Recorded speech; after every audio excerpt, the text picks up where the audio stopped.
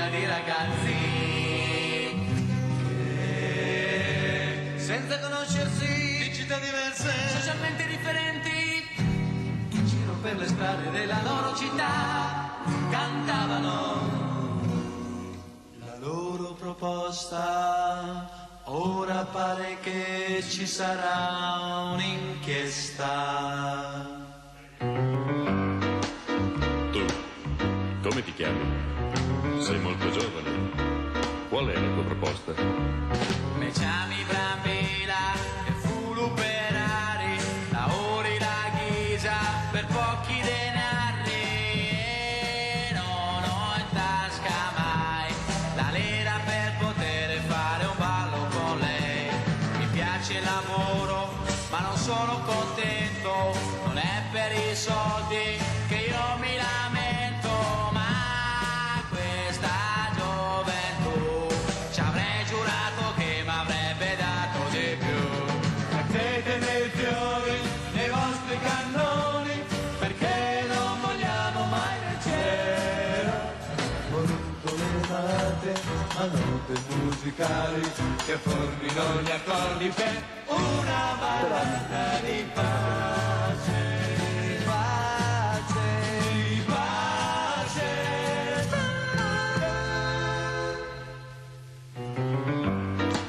Anche tu sei molto giovane.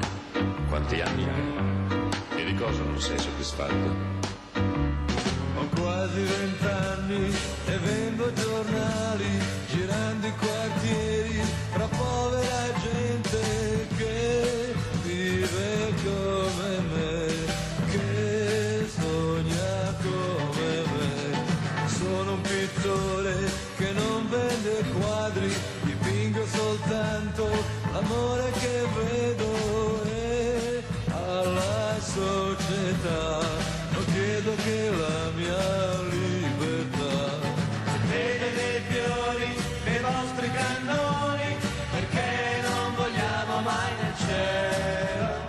Momento le malate, Ma note musicali che formino gli accordi per una ballata di pace. Pace, pace.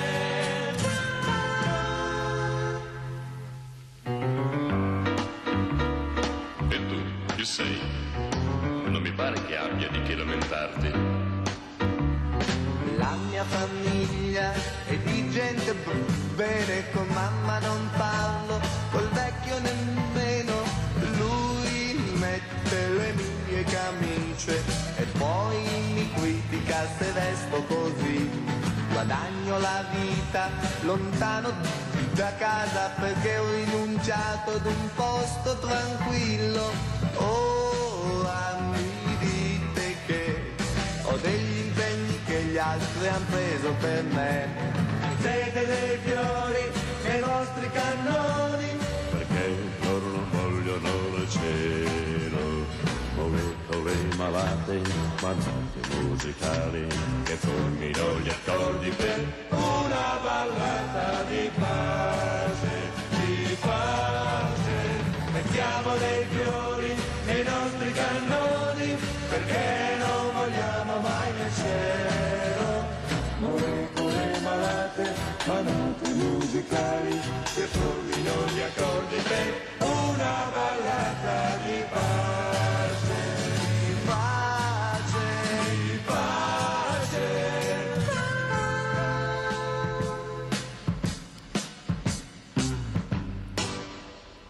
Sì. Buongiorno, buongiorno, avete sentito? Mettete dei fiori nei vostri cannoni, questa bellissima canzone proposta dei Giganti per far capire che forse il mondo dovrebbe girare in qualche altra maniera. Ne abbiamo uno solo, abbiamo una sola vita, un solo mondo che è di tutti, non è di nessuno ma è di tutti. Però siamo messi all'angolo, c'è solo il grande business, senza contare la solidarietà, la disperazione, la solitudine, questi ragazzi, guardate, cosa riescono a inventarsi, ma dopo quanto male si stanno facendo nel silenzio di tutti. Questi due fidanzatini che non hanno più fidanzatine, non si trovano, dove saranno andati, cosa sarà successo in queste menti che non sono stati accompagnati in percorsi educativi. Ecco, percorso educativo, che sono i valori. Ne parleremo questa mattina col professor Giancarlo Munaretto, fondatore del progetto Gaviotas, importantissimo, che adesso vi spiegherà. Grazie professore di essere stato con noi. Poi si alternerà anche con un altro referente della missione del gruppo missionario unitario Tiziano Zigiotto, per capire quanto si sta facendo invece con la solidarietà, col volontariato, con queste figure meravigliose. Abbiamo collegata anche da Varese la dottoressa Daniela Capitanucci, presidente Azzardo e Nuove Dipendenze. Buongiorno dottoressa, grazie di essere ritornata, mi fa molto piacere rivederla. E soprattutto, ecco, cercare di dialogare e capire cosa possiamo fare per aiutare questi giovani, questi ragazzi, queste persone, perché io sento uomini, donne, bambini, ragazzi, ma perché non si parla di persone? Persone che hanno bisogno di aiuto. Allora partirei proprio da lei, dottoressa Capitanucci, ecco, cosa vuole dire? Allora, intanto sempre grazie per il suo invito, che accetto con piacere. Dunque, che dire, c'è un bisogno di coerenza, nel senso che quando i fatti non coincidono con le parole, siamo in un problema molto grosso, no? Si dice che vogliamo promuovere la salute, il benessere, il risparmio delle persone, e concordo con lei su questa definizione, e poi dopo, ed è quello che lei sa e anche gli ascoltatori sanno, di cui mi occupo, si promuove il gioco d'azzardo. Allora, se noi vogliamo promuovere il risparmio, il benessere, la salute delle persone, evidentemente in concreto dobbiamo riflettere su come mai l'offerta di azzardo è sempre più presente nelle nostre città. Ecco, dove abito io, proprio ieri l'altro hanno ampliato una piccolissima sala slot che sta sempre più diventando grande. C'era di fianco un locale, un bar, ecco, hanno chiuso il bar, hanno abbattuto il muro, e questa sala slot, che era di pochi metri quadrati, adesso è diventata di molti più metri quadrati. C'è un piano superiore e io non dubito che diventerà anche quello parte della sala slot.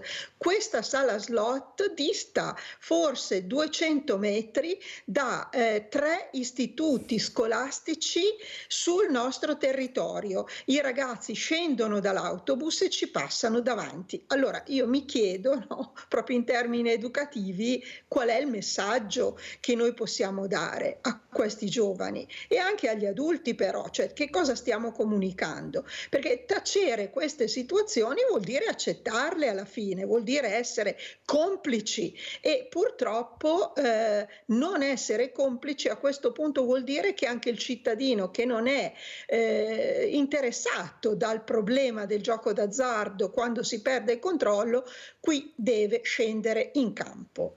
Allora, dottoressa, la ringrazio, dottoressa Capitanucci, per dire quello che è la realtà, perché continuiamo a mettere la polvere sotto il tappeto, come ho detto anche ieri mattina e tutte le mattine, ma un bel momento questo tappeto si dovrà pur alzare, e allora scoppierà quello che non dovrebbe scoppiare, perché c'è un malessere diffuso. Allora, la salute, la comunità, ma mi sembra che il professor Garattini, che non è l'ultimo arrivato, anzi facciamo gli auguri, l'ho avuto anche ospite per 95 anni che ha compiuto, ha detto: ma scusate, noi continuiamo in Italia a piantare il tabacco o sbaglio?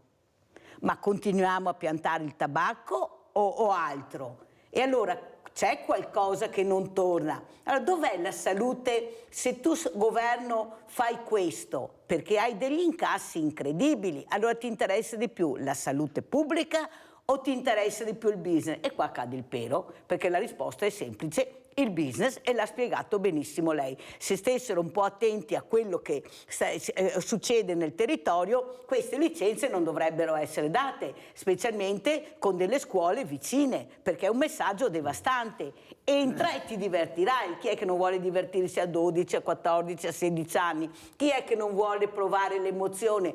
Lo stanno facendo i ragazzi, uccidendosi, perché tanto con la macchina posso dare 200 a ora, mi posso drogare. Qual è il problema? Qual è il controllo? Addirittura ormai la droga si trova a pochi euro. Anche fuori delle scuole. Capite che qualcuno deve pur fare comunità, dobbiamo iniziare tutti a fare comunità, la famosa goccia che dico che tutti quanti dobbiamo mettere. Allora, professor Munaretto, cosa ci racconta? E spieghiamo chi è il professor Munaretto e perché è qui questa mattina. Prego, professore. Piacere, molte grazie. Molto interessante quello che ha detto la dottoressa sulla coerenza, perché penso che è una delle grandi sfide e anche dei grandi debiti che abbiamo noi adulti rispetto alle nuove generazioni. Io penso che loro sono veramente dei giudici che sanno smascherare tutte le nostre incoerenze, e forse l'atteggiamento critico che hanno i giovani verso di noi è un atteggiamento molto fondato. Bene, io magari porto l'argomento in un'altra realtà, che è la realtà dove ho vissuto molti anni in Centro America, e nei paesi specialmente del Salvador e Guatemala, ma anche dell'Argentina. Adesso insegno all'Università Cattolica di Cordova, e io mi sono dedicato, quando ho incontrato il malessere giovanile dei ragazzi in Centro America, inizialmente nel Salvador, dopo in Guatemala, quel malessere enorme che è sfociato in quella grande organizzazione criminalistica che si chiama las pandillas, las maras. È un fenomeno veramente impressionante. Ho cercato di capire perché ragazzini di 11, 12, 13 anni si sganciano dal tessuto familiare e preferiscono trovare un comfort, una protezione in questi gruppi gang, che sono gruppi che si sono trasformati in organizzazioni molto pericolose. Perché diciamo? Perché a partire diciamo dall'esperienza di alcuni gruppi di recupero con i quali abbiamo cominciato a lavorare con pandilleros, ossia con questi ragazzi attivi che stavano criminalizzando.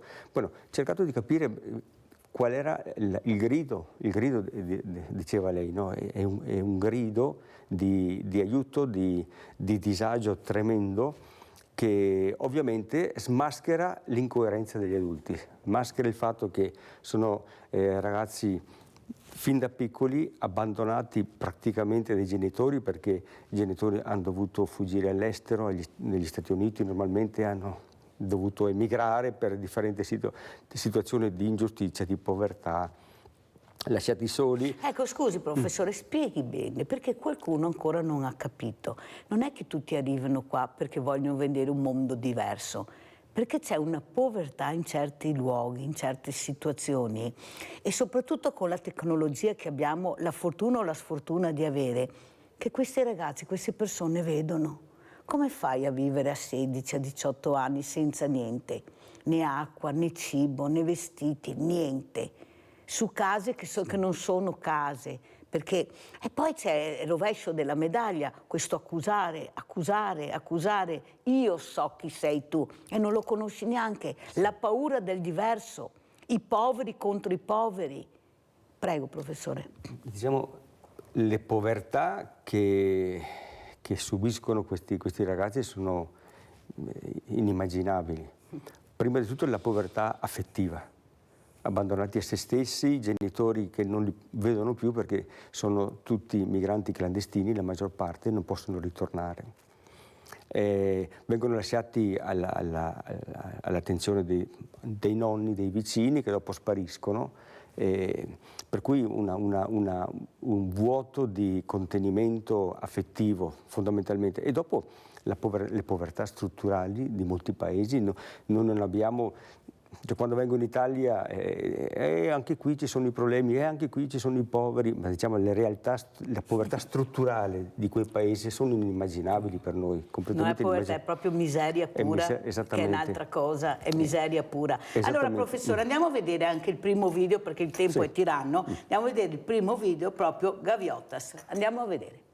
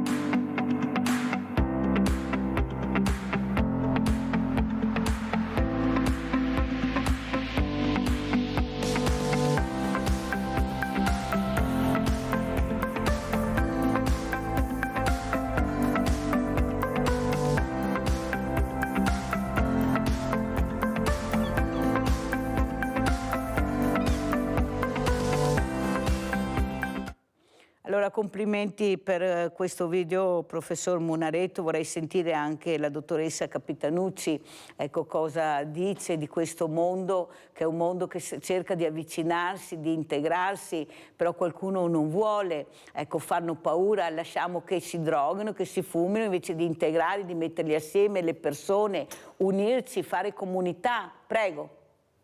Due riflessioni, la prima riguardo a quello che riportava rispetto alla posizione del professor Garattini, che condivido al 100%.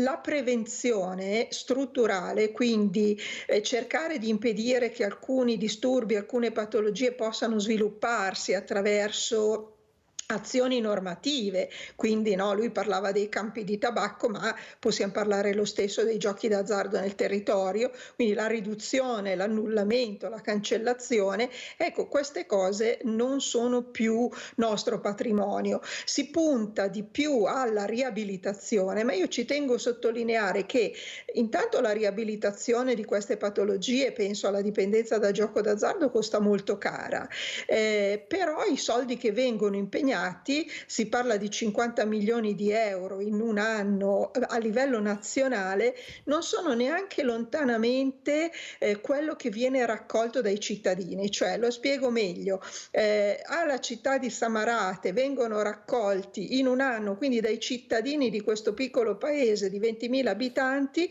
11 milioni di euro in gioco d'azzardo, e in tutta Italia vengono dedicati esclusivamente 50 milioni, ma quindi c'è qualcosa che non torna.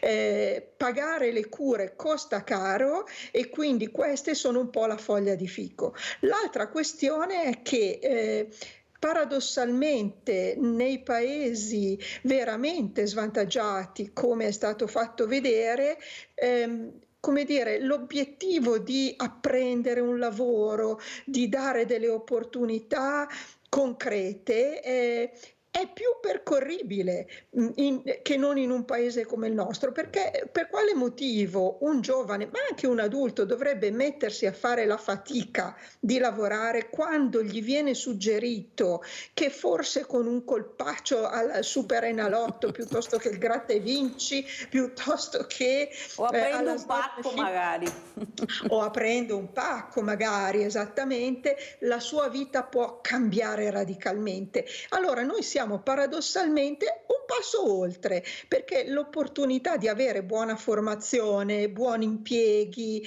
anche se non sempre le retribuzioni sono effettivamente congrue, ma detto questo, in realtà siamo oltre, perché quelle cose lì interessano meno. Cioè, ti piace vincere facile? Certo che mi piace. Ti piace vivere del tuo gioco d'azzardo al posto che spaccarti la schiena, andare in fabbrica alle 5 di mattina sul primo turno a lavorare? Ecco, quindi ancora una volta dobbiamo riflettere su qualcosa che affonda le radici su messaggi culturali che devono essere cambiati, perché se no andiamo verso un disastro evoluto, attenzione, ma avremmo tutti i mezzi per fare diversamente da così e invece usiamo molto male questi mezzi. Abbiamo Rinaldo da Venezia. Ciao Rinaldo. Ciao Mirella e buongiorno ai tuoi ospiti, benvenuti. Cara Mirella, il discorso che quante parti del mondo che muori putei per chi da fame, io so, quando ero piccolo, questi problemi che c'era, così passavo 80 anni che sono grande e i problemi dello stesso genere gara doppia. Cosa vuol dire? Vuol dire che da chi che comanda, da chi ha il denaro in mano che può fare qualcosa, non gli interessa proprio niente. I poveri gli dà solo fastidio. Va in Brasile, compra i figli piccoli, va bene? Perché gli va a rubare, fa più di fa. E ora cosa parliamo? Nei miei anni di questi discorsi bisogna non parlare, farle, bisogna dire che più per persone come la dottoressa, il dottor qua, perché mettessi in atto quello che dà da fare, che magari può arredi per fare una roba, bisogna mandare la carità al mondo, dove dovrebbe essere un dovere aiutare la gente così. E dopo sulla ludopatia, sui giochi, il governo fa miliardi, non gli interessa niente se ti perdi la grana e dopo innanzitutto anche chi che gioca, bisogna dire che andate a lavorare e sapere cosa che è scappare i soldi e dopo giocarli. Se andate a lavorare per giocare i soldi, non li giocaria che invece di dai genitori, il nonno e la nonna, siamo su una strada brutta e il governo non fa niente, fa solo i pareri, perché anche sulla pubblicità. Veloce Rinaldo che ho tanti ospiti. Per esempio è la pubblicità, qui fa la pubblicità di fazzoletti, dire che dica, sì, comprei i fazzoletti, però non stai buttando per la strada, con i casi lo metti sui cestini e butti lo stesso, la curia metti sia differenziata e così ti insegni i fiori. E con tutti i problemi. Grazie Rinaldo, devo accorciare Rinaldo, sei troppo lungo, te l'ho detto tante volte, non è cattiveria, ma ho tanti ospiti, devo far parlare anche loro. Grazie Rinaldo, comunque è sempre chiaro come sempre le riflessioni di Rinaldo, però professor Munaretto qua bisogna anche cominciare, come dice Rinaldo, anche a fare, oltre che a parlare, a fare, perché c'è la possibilità di fare. Il problema è che siamo molto divisi anche nel mondo del volontariato. Noi siamo in tanti, ma tanti campanili. Io sono più bravo, io lo dico tutte le mattine, io ho più numeri e non riusciamo ad aiutare le fragilità. Troviamo gli anziani morti in casa perché non conosciamo dove abitano, troviamo i ragazzi che si suicidano da soli, abbandonati, la pistola del nonno, l'impiccagione, cioè è una cosa terribile. Perché manca questo ascolto invece che dovremmo dare? Una volta c'era la famiglia allargata, c'era sempre qualcuno che ti ascoltava in casa. Adesso hanno case bellissime, hanno tutto, ma c'è una solitudine che è incredibile. Prego. Proprio ieri mattina abbiamo fatto una riunione con ragazzi di terza media a Vicenza con una dinamica della tempesta di idee o di parole. È stato impressionante per me vedere come i ragazzi hanno focalizzato fondamentalmente parole che rispecchiano il disagio, no, l'agio, no, il comfort, ma il disagio. E probabilmente questo è la radice, diciamo, o l'emergente di una forma di vedere la vita. La professoressa parlava, la dottoressa parlava proprio di una questione culturale, di impostare la vita, un modello di vita che dove non incontra spazio il senso, il significato, perché vivere, perché impegnarsi, perché collaborare, perché perdere tempo per gli altri. Non c'è spazio per queste realtà valorative che sono che danno senso all'esistenza, perché il resto già siamo specialisti, abbiamo visto che la casa non ti riempie la vita, la macchina non ti riempie la vita, i soldi non ti riempie la vita. Per cui quando inizialmente si parlava proprio di questa incoerenza, penso sia un'incoerenza culturale, abbiamo costruito, per questo io parlo proprio di un debito che abbiamo noi adulti verso le nuove generazioni. E qualcuno ha parlato delle generazioni tradite. Le nuove generazioni sono generazioni tradite perché seguono un ideale che abbiamo imposto noi e che è un ideale di sofferenza, è un ideale di non senso, non ha senso, diciamo, non ha senso quello che stiamo facendo. Tu non capisci niente, devi crescere. D'accordo, ma anche distruggere il pianeta non ha senso. Qual è lo scenario che loro vedono? Vedono le guerre, vedono la distruzione ecologica, vedono le lotte politiche, le bugie istituzionalizzate, l'odio tra le persone, tra i popoli, quello è un non senso, per cui il disagio nasce fondamentalmente dal non senso che noi offriamo alle nuove generazioni come un motivo, come un modello di vita, però è completamente vuoto. Allora, ieri ho incontrato un ragazzo egiziano e mi ha molto colpito quello che mi ha detto e quello che io ho visto nei ragazzi, non solo in lui. Lui ha detto: a me non interessa l'Egitto o la Palestina, io ho visto i bambini morti, vedo le persone morire. Avete capito? Cioè quello che loro vedono non è chi ha torto o ha ragione. I morti, bambini che non c'entrano niente, persone che non c'entrano niente. È questo che colpisce, la sensibilità che arriva subito. Cos'è mi colpisce? La bomba, la casa che cade, ha ragione l'Egitto, ha ragione la Palestina, che è Hamas. No, i bambini che muoiono, le persone che muoiono. Dottoressa, forse dovremmo ascoltare di più questi ragazzi, però si parlava ieri con un esperto, noi abbiamo tanti piccoli manicomi, ecco, non sono comunità per un recupero. Ecco, io mi ricordo, e l'ho detto ieri, quella dottoressa che ha letto quella lettera piangendo di quel ragazzo che era rinchiuso, perché lei ha usato proprio queste parole, e lui soffriva, non ce la faceva e si è suicidato. E lei non è riuscita ad aiutarle perché non c'è questo tipo di accoglienza, non c'è un aiuto alla persona, lo vediamo tutti i giorni. Allora noi saremo stanchi di vedere grandi edifici ma il vuoto all'interno. Tu non mi puoi mettere l'anziano con il mondo della disabilità e delle fragilità. Vanno accompagnati insieme in dei percorsi, ma non si può fare un minestrone delle fragilità perché tanto non ho posto. Prego. Sì, torno al discorso della responsabilità degli adulti. Io sono assolutamente d'accordo con quanto è stato detto in precedenza, perché è anche, come dire, non può essere scaricata sui ragazzi la responsabilità di risolvere dei problemi sistemici che abbiamo, come dire, generato come adulti, e nemmeno, come dire, li si può penalizzare dicendo questo va curato, no? È proprio la ricerca di senso, e su questo sono totalmente d'accordo, che deve essere rimpostata, e questa cosa la possono fare gli adulti.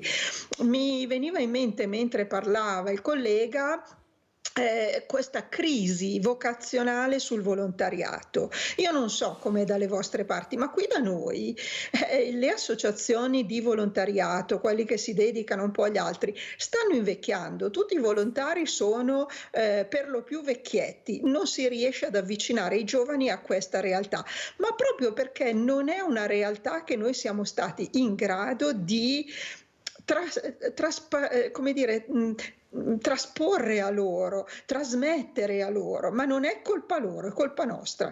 Quindi davvero il recupero del significato deve partire dagli adulti, non può partire dai ragazzi. Vede, dottoressa, c'è un grande problema. Io ieri ho avuto un docente il quale ha detto: la scuola ha fallito, non è la scuola che i ragazzi vorrebbero, perché si parlava, e io ho detto: dottoressa, vuoi sentire anche il professor Munaretto, che la giornata è fatta di 24 ore. La scuola ne occupa 4-5 al massimo. Le altre 19 o 18, dove vanno questi ragazzi? Cosa fanno? Chi li accompagna? Perché la scuola non si apre al mondo del volontariato? No, è difficilissimo.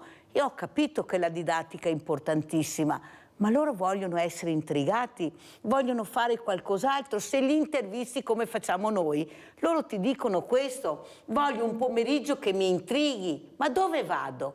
Tanto è vero che loro sanno benissimo che il mondo del volontariato è diviso. E dov'è che vanno a parare? Nel mondo degli animali, nell'ambiente, perché si fidano di più. Di noi non si fidano più perché li abbiamo troppo fregati. Professore? Non so se possiamo generalizzare la definizione sulla scuola come fallimento. Forse il sistema educativo in generale sì, non solamente in Italia, un po' in tutti i paesi. Un po' in tutti i paesi. Ci sono delle esperienze educative significative dove si è compreso che l'adulto deve aprire la strada perché gli adolescenti possano incontrarsi con la realtà, perché il problema delle nostre nuove generazioni è che gli abbiamo creato una realtà virtuale che loro assumono come la loro realtà. Però in realtà, scusi il giro di parole, sì. La realtà è differente, è molto differente. Per cui quando loro si scontrano con la realtà che noi gli abbiamo preparato e che è così ostile a loro, alle loro attese, ai loro sogni, allora c'è la reazione, si rinchiudono in se stessi e ritornano a questo mondo virtuale. Come diceva la dottoressa, noi non siamo riusciti a trasmettere le forme per incontrare le realtà. Professore, mi scusi, non abbiamo saputo o c'è stato qualcuno che non ha voluto? Perché noi passano sempre il cerino, siamo sempre noi la colpa. Sì, ma perché abbiamo fatto questo? Perché non ci permettono di arrivare dove vorremmo. Allora adesso ci hanno messo la burocrazia, una grande burocrazia. Tu vai nelle scuole, presenti un progetto, se trovi la direttrice sensibile può essere che il progetto vada avanti, se no capisci subito che quel progetto non va avanti, basta sentire le prime parole, valuteremo. Ma come valuteremo? Sì. Ma io ti sto cercando di dire che adesso sto facendo questo, aiutami, cerca di aiutarmi. Siamo pieni di progetti, infatti si vedono i progetti. Abbiamo i ragazzi per strada tutti i giorni. Il risultato? Il risultato è questo. E allora andiamo a vedere anche proprio questo servizio, perché purtroppo il tempo è tiranno, ma è importante, dipendenze Marca. Andiamo a sentire cosa ci dicono. Le persone non possono essere lasciate da sole rispetto a questo tema e tantomeno le famiglie. C'è bisogno di investire in politiche educative che mirino a creare consapevolezza e prevenzione di tutte le dipendenze. È la fascia di popolazione tra i 40 e i 50 anni che afferisce di più ai servizi del CERD, Centro per le Dipendenze di Treviso, mentre sono sempre meno i giovani che chiedono aiuto, nonostante il consumo di droghe e soprattutto di cocaina sia in aumento. Sono molte le sostanze oggi disponibili sul mercato a favore dei giovani e in qualche modo anche un prezzo molto accessibile. Età d'esordio delle dipendenze sempre più bassa, un aumento dei casi che si è registrato durante e dopo la fase acuta della pandemia. Il dato dell'US2 attesta che la fascia d'età media dei giovani che fanno richiesta ai servizi di assistenza va dai 14 ai 17 anni. Abbiamo 172 persone che sono seguite nei vari centri dal CEIS, con ottimi risultati perché abbiamo un indice di rotazione molto importante, ciò significa che si stanno liberando ovviamente posti per altre persone e che queste persone poi sono state inserite nel mondo lavorativo e quindi fanno un loro percorso. Una mattinata di incontro con diversi specialisti per ribadire l'impegno comune perché, come dicono, la sfida non è solo contro la droga ma è una sfida educativa. Ripartire dalle relazioni con le famiglie e tra i ragazzi, relazioni che con il Covid sono mancate. Credo che la sfida futura, che significa poi partire dalle persone, quindi non dalle sostanze, è esattamente questa, cioè provare a costruire delle risposte che di fronte a problemi complessi siano risposte complesse. Allora, professoressa, dottoressa Capitanucci, come commenta questo servizio che abbiamo visto? Molto interessante perché ci dà alcuni spunti su cui riflettere. Allora, il primo che mi colpiva era che la fascia di età preponderante di persone in carico ai servizi per le dipendenze era, no, mi sembra di aver capito, intorno a 35-45 anni. Allora, chi sono persone che hanno 35-45 anni? Sono persone in fascia di genitorialità, per cui io mi chiedo come dire, chi esprime già delle fragilità personali possa poi essere a sua volta qualcuno che si occupa, che si prende cura di qualcun altro. E poi allora arriva il secondo dato di questi ragazzini che afferiscono sempre ai servizi di cura, che hanno intorno ai 17 anni. C'è un collegamento, io credo, fra queste due realtà. Chi dovrebbe essere persona educatrice in realtà ha delle fragilità che probabilmente limitano la sua funzione educativa.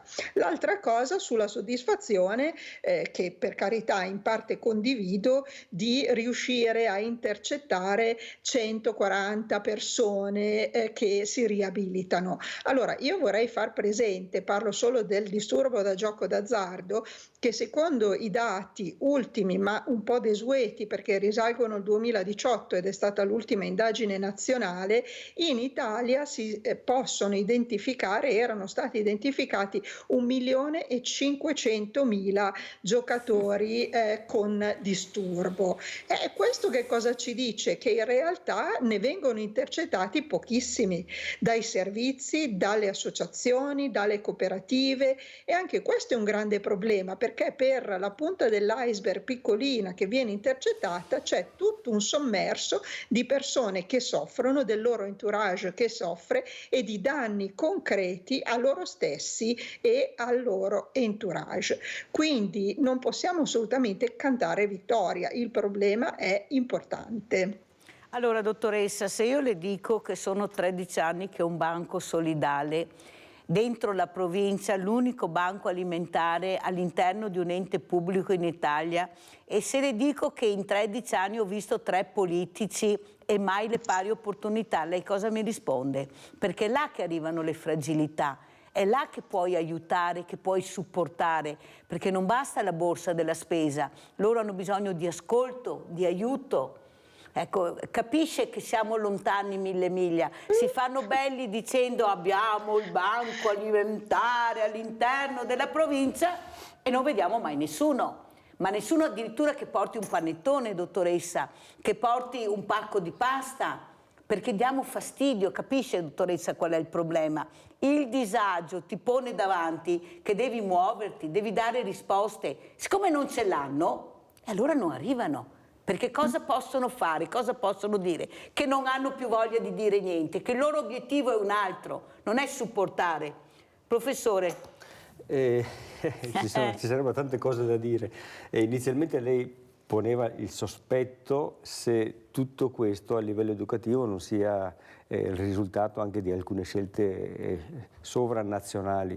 Io penso che, non so se questo potrebbe essere reale, però quando si presenta con forza per esempio tutta la prospettiva del metaverso, delle nuove forme di presentare l'uomo, la persona in un mondo virtuale, penso che si potrebbero tirare vari fili, diciamo. Ma non pensa, professore, che ci siano dei burattinai che stanno cercando di tirare dei fili? Ecco, sapendo benissimo, visto che noi nella storia non abbiamo mai fatto una rivoluzione, non ci siamo mai posti, tanto brontolano un po', poi gli passa e noi facciamo quello che vogliamo, ma stanno colpendo troppo le fragilità. Certo. Ecco, è una cosa che bisogna tenere in considerazione, perché le fragilità possono anche disturbare, ma poi puoi avere anche paura della fragilità, perché se la lasci sola e non è accompagnata, come abbiamo sentito il servizio, questa fragilità diventa pericolosa per tutti. Attenzione a questo, o sbaglio, professore? Sì. No, io penso che proprio nel servizio si parlava di passare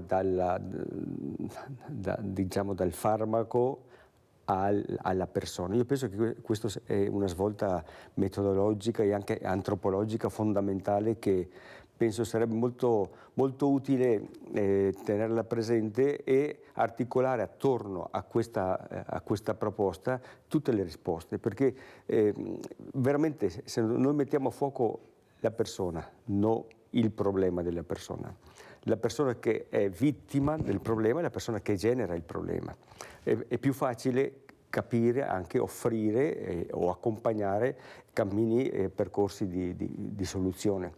Però per arrivare a questo dobbiamo avere molta capacità di empatia, molta intelligenza sociale, diciamo, dimensioni o competenze che vengono poco stimolate proprio nelle scuole, ossia che si dovrebbe stimolare, accompagnare di più le nuove generazioni a questo tipo di empatia, a empatizzare, a comprendere, a guardare negli occhi gli altri per capire, per capirli, diciamo. E ovviamente se noi dopo proiettiamo questa incapacità di empatizzare, ovviamente lì nascono tutti i disagi, tutte le fratture, tutte le ostilità, tutte le aggressioni. Che vediamo in questi giorni. Allora ringraziamo il professor Giancarlo Munaretto, grazie professore di essere stato con noi, adesso andiamo in pubblicità.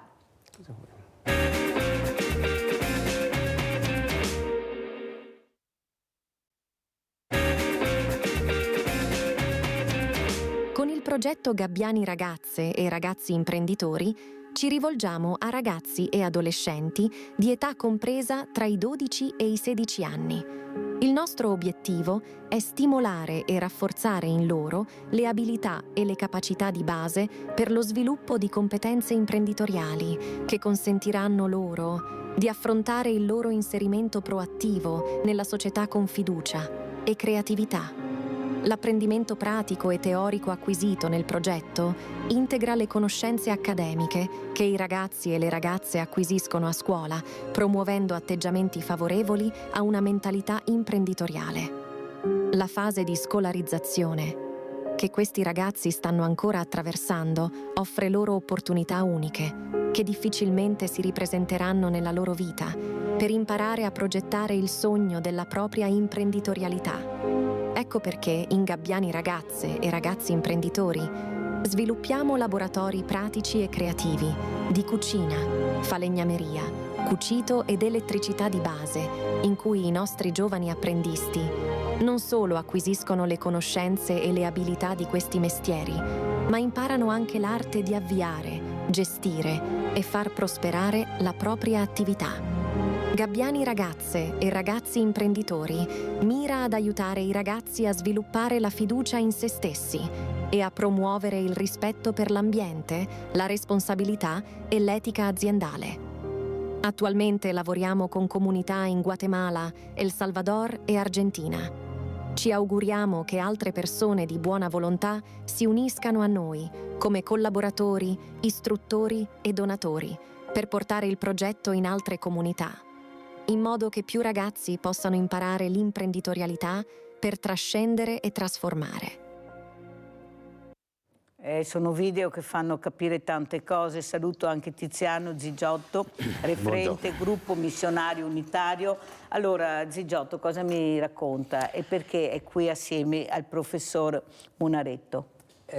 Allora, le racconto che io da circa 50 anni faccio parte di questo gruppo missionario unitario da alcuni anni, da quando si sono formate queste unità pastorali. Anche i gruppi missionari di queste due comunità hanno pensato bene di unirsi insieme per affrontare progetti come il progetto Gaviottas, Ragazze e Ragazzi Imprenditori, che è un progetto che richiede un impegno piuttosto grosso e quindi la forza unisce e, come si dice, l'unione fa la forza, no? Da qualche anno, da quando è nato appunto questo progetto, con Giancarlo Munaretto, che già conoscevamo da qualche anno, perché in Guatemala noi ci siamo andati dal 2000. Dal 2000 lavoriamo in Guatemala con il nostro gruppo missionario, con progetti, andiamo lì, siamo stati lì con parecchi volontari a fare lavori anche materiali, quindi ripristinare l'ospedale, mettere l'impianto solare per l'acqua calda, lì il sole c'è, non costa niente, per cui era stata un'ottima soluzione. Però mi piacerebbe, se c'è il tempo, dire che questo gruppo missionario è nato perché una coppia di amici nel lontano 1976, ha deciso di andare in Africa come impegno personale. E quindi questa decisione l'hanno presa, si sono sposati e poco dopo sono partiti.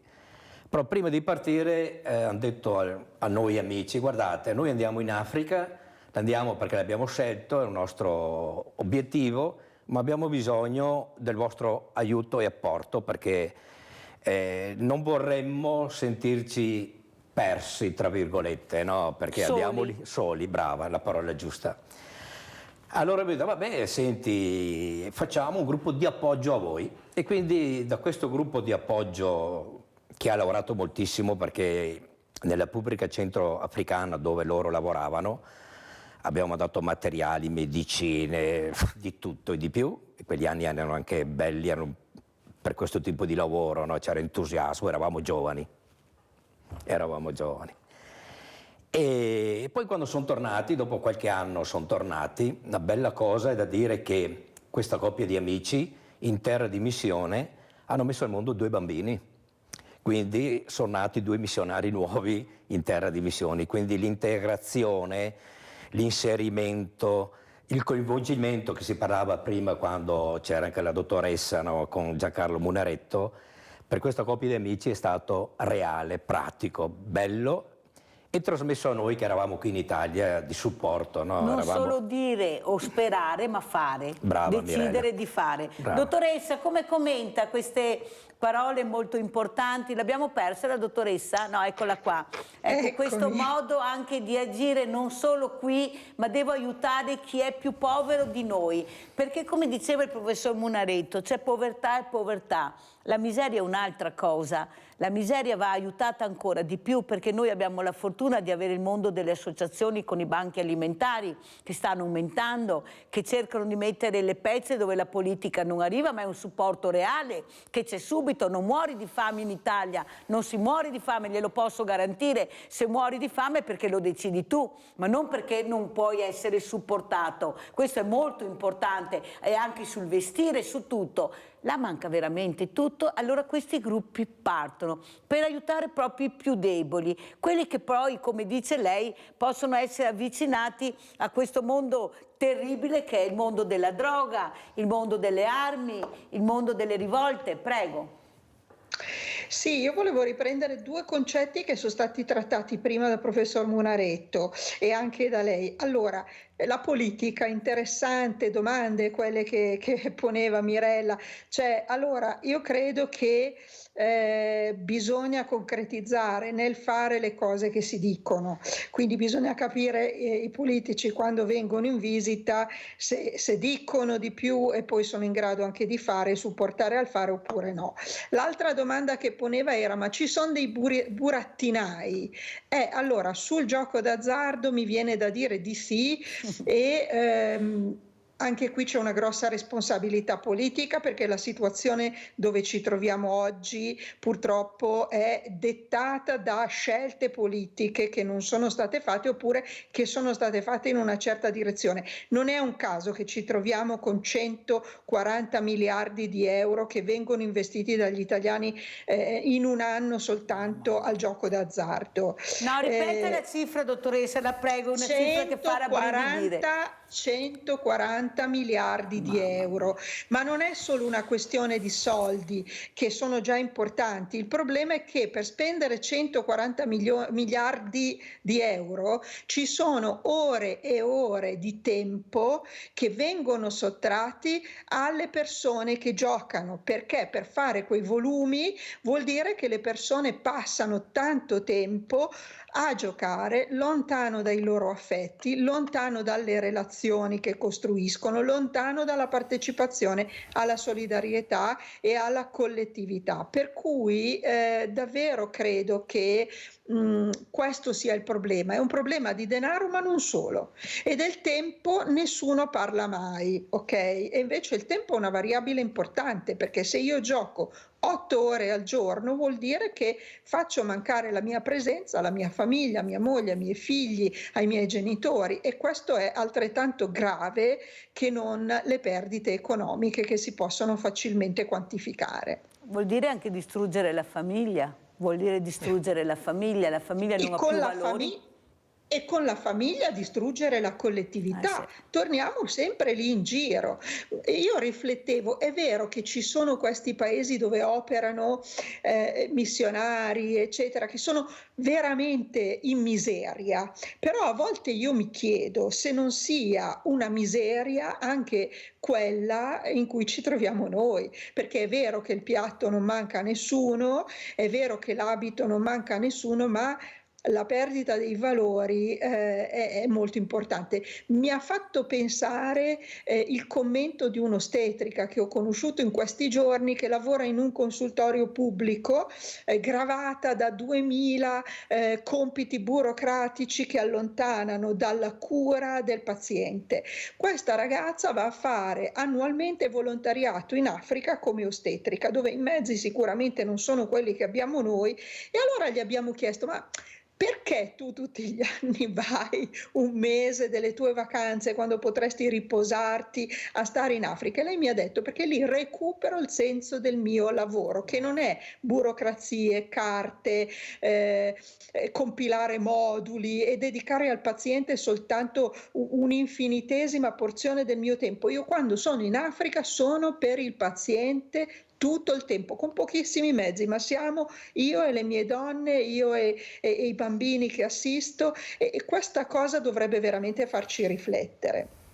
Però vede, dottoressa, il problema è che non vogliono ascoltare, sentono che è diverso ma non ascoltano. Tanto è vero che la burocrazia sta aumentando e soprattutto il terzo settore ne sta pagando le conseguenze. Ecco, stanno eliminando anche il volontariato, quello puro, quello vero, quello di prima linea, perché non è in grado di autosorreggersi, perché bisogna avere il commercialista, bisogna avere l'avvocato, bisogna avere soldi.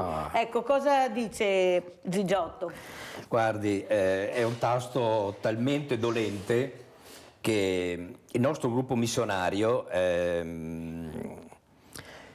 lavora non solo in Africa ma anche in Guatemala, con dei progetti che adesso velocemente spiego, oltre che con il progetto Gaviotas, si è trovato di fronte a problemi burocratici, ne parliamo tantissimo, no? Che sono veramente problemi che ti fanno venire la voglia di chiudere. Perché non si tiene conto mai che quando si parla di volontariato, parliamo di volontariato vero, c'è gente che spende, tra virgolette, ma non è che lo spenda, che dà, che dona il suo tempo, che poi non è neanche il suo tempo, perché quando diciamo non ho tempo, ma non è il mio il tempo, perché posso adagiarmi qua per sempre in questo momento, giusto o no, Mirella? Giusto. Per cui non dobbiamo dimenticare di dire non ho tempo. Il tempo che abbiamo a disposizione di questa gente che dà questo tempo che ha a disposizione degli altri, veramente ti fa venire voglia di dire: ma chi me lo fa fare? Bene, circa 30 anni fa... Aspetta Gigiotto, ma chi dice chi me lo fa fare? Quello che ha dato in tutti questi anni, che è diventato diversamente giovane, come lo chiamo io, dando il suo tempo e non chiedendo mai niente in cambio. E allora Mirella, è logico che adesso dice: ma chi me lo fa fare perché ancora? C'è questa burocrazia che è anche brutto dirlo, no? Perché pare che tu voglia proteggerti dietro a qualcosa, ma non è vero. Perché stavo dicendo, da 30 anni abbiamo fondato un'associazione che si chiama Amici del Mondo Onlus, per fare le cose trasparenti, perché abbiamo un progetto in Guatemala che si chiama Adozioni a Distanza, dove i bambini li adottiamo là e quindi aiutiamo le famiglie, le scuole. Li siamo appoggiati da un istituto di suore francescane che un padre qui veneto, padre Babuin, ha fondato questa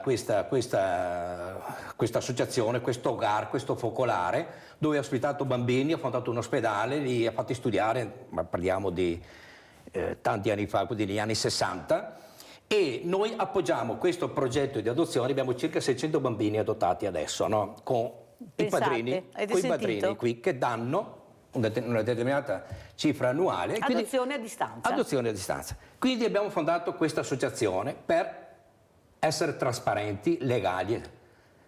Posso dire maledetta quella volta, perché adesso la burocrazia ci fa fare quello certo. che il terzo settore stanno facendo fare. Bene. Per fortuna abbiamo dei bravi ragazzi all'interno dell'associazione che si stanno appassionando, che a questa cosa io non lo farei mai, ma loro sono bravi. Sa cosa penso, Gigiotto? E lo dico anche alla dottoressa Capitanucci e anche al professor Munaretto, che stanno cercando di fare la multinazionale del volontariato. Sì. Io sono convinta di questo. Sì. Stanno cercando proprio di arrivare a gamba tesa su quello che era il volontariato puro, serio, perché stanno creando la multinazionale del volontariato. Prego, Gigiotto. È vero, anch'io la penso così e pensiamo tutti che è così.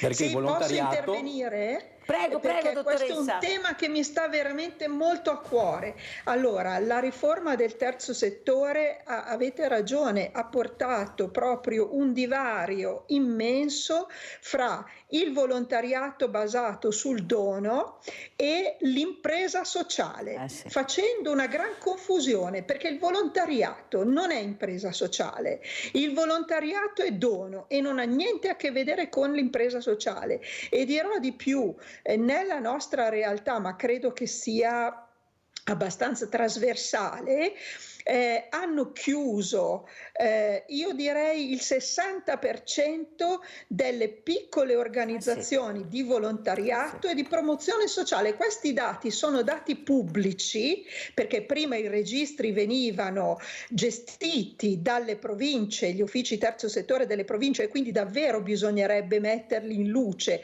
quali sono stati gli esiti catastrofici della riforma del terzo settore su questi piccoli organismi.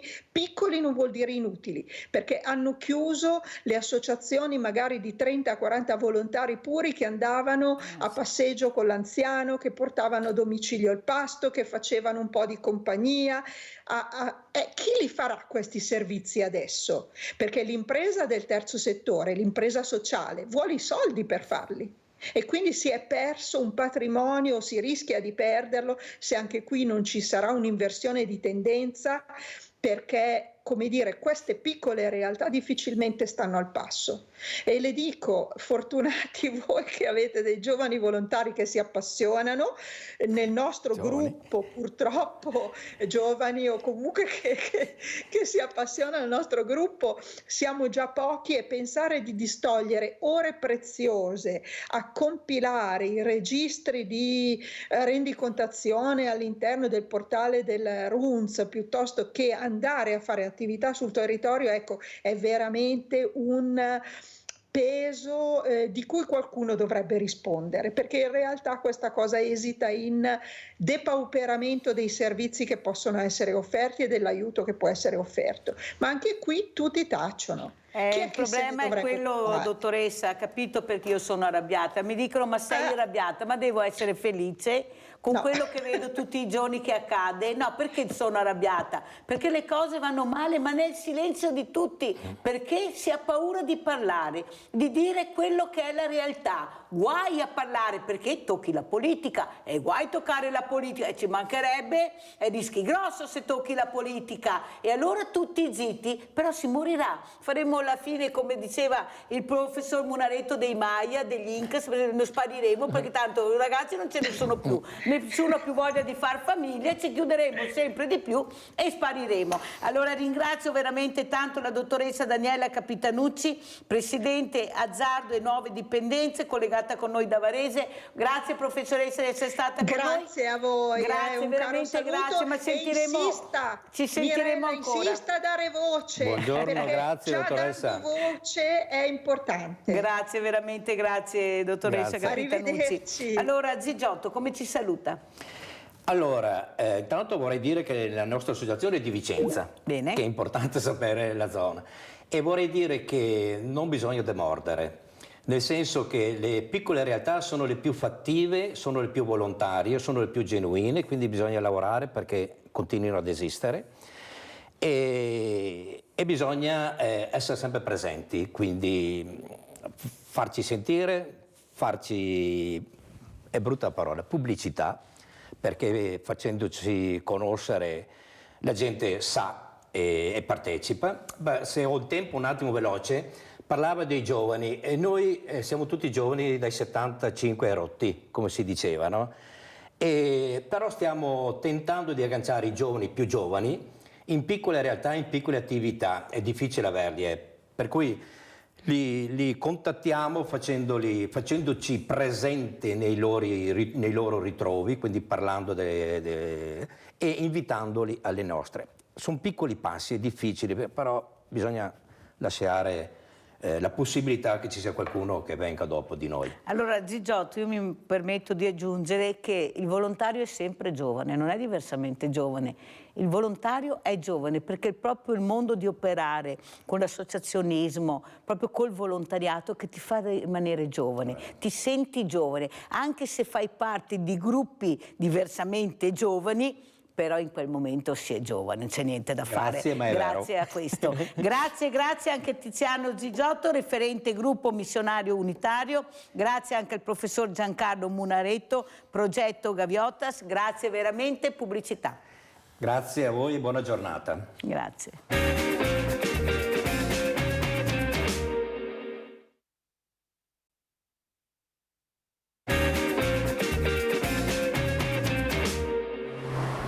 C'è una scelta nella nostra vita, dettata dal cuore e dalla ragione, che lascia il segno. La scelta di donare.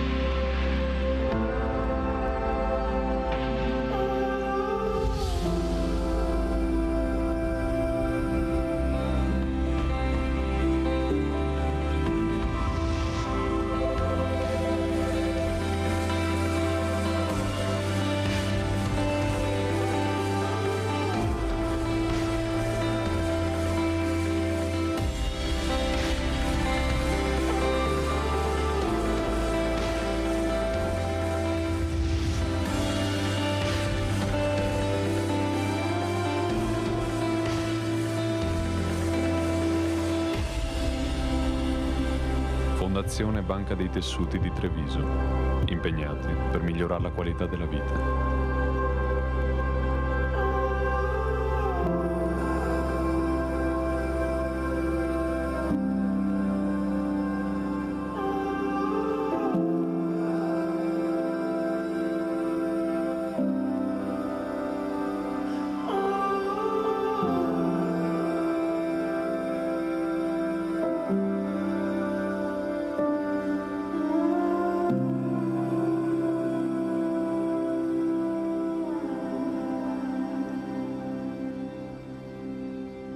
E abbiamo visto questo importante video che fa capire l'importanza del dono della Banca dei Tessuti di Treviso, ma del Veneto, aggiungo io. Questa mattina ne parleremo con la dottoressa Diletta Troian, che è venuta a trovarci, presidente proprio dell'Associazione Banca dei Tessuti del Veneto. Grazie dottoressa. Saluto anche il professor Giovanni Sebastiani, matematico. Buongiorno professore, perché abbiamo bisogno anche di numeri seri, di numeri reali, come ha dato la dottoressa Capitanucci questa mattina, perché la politica fa una confusione con i numeri. Pensate noi a casa poi cosa riusciamo a capire. Grazie anche al professor Giovanni Sebastiani, Istituto Applicazione del Calcolo, Consiglio Nazionale delle Ricerche, perciò qualcuno che è veramente competente, che ci darà dei numeri esatti. Allora partirei proprio da, grazie professore.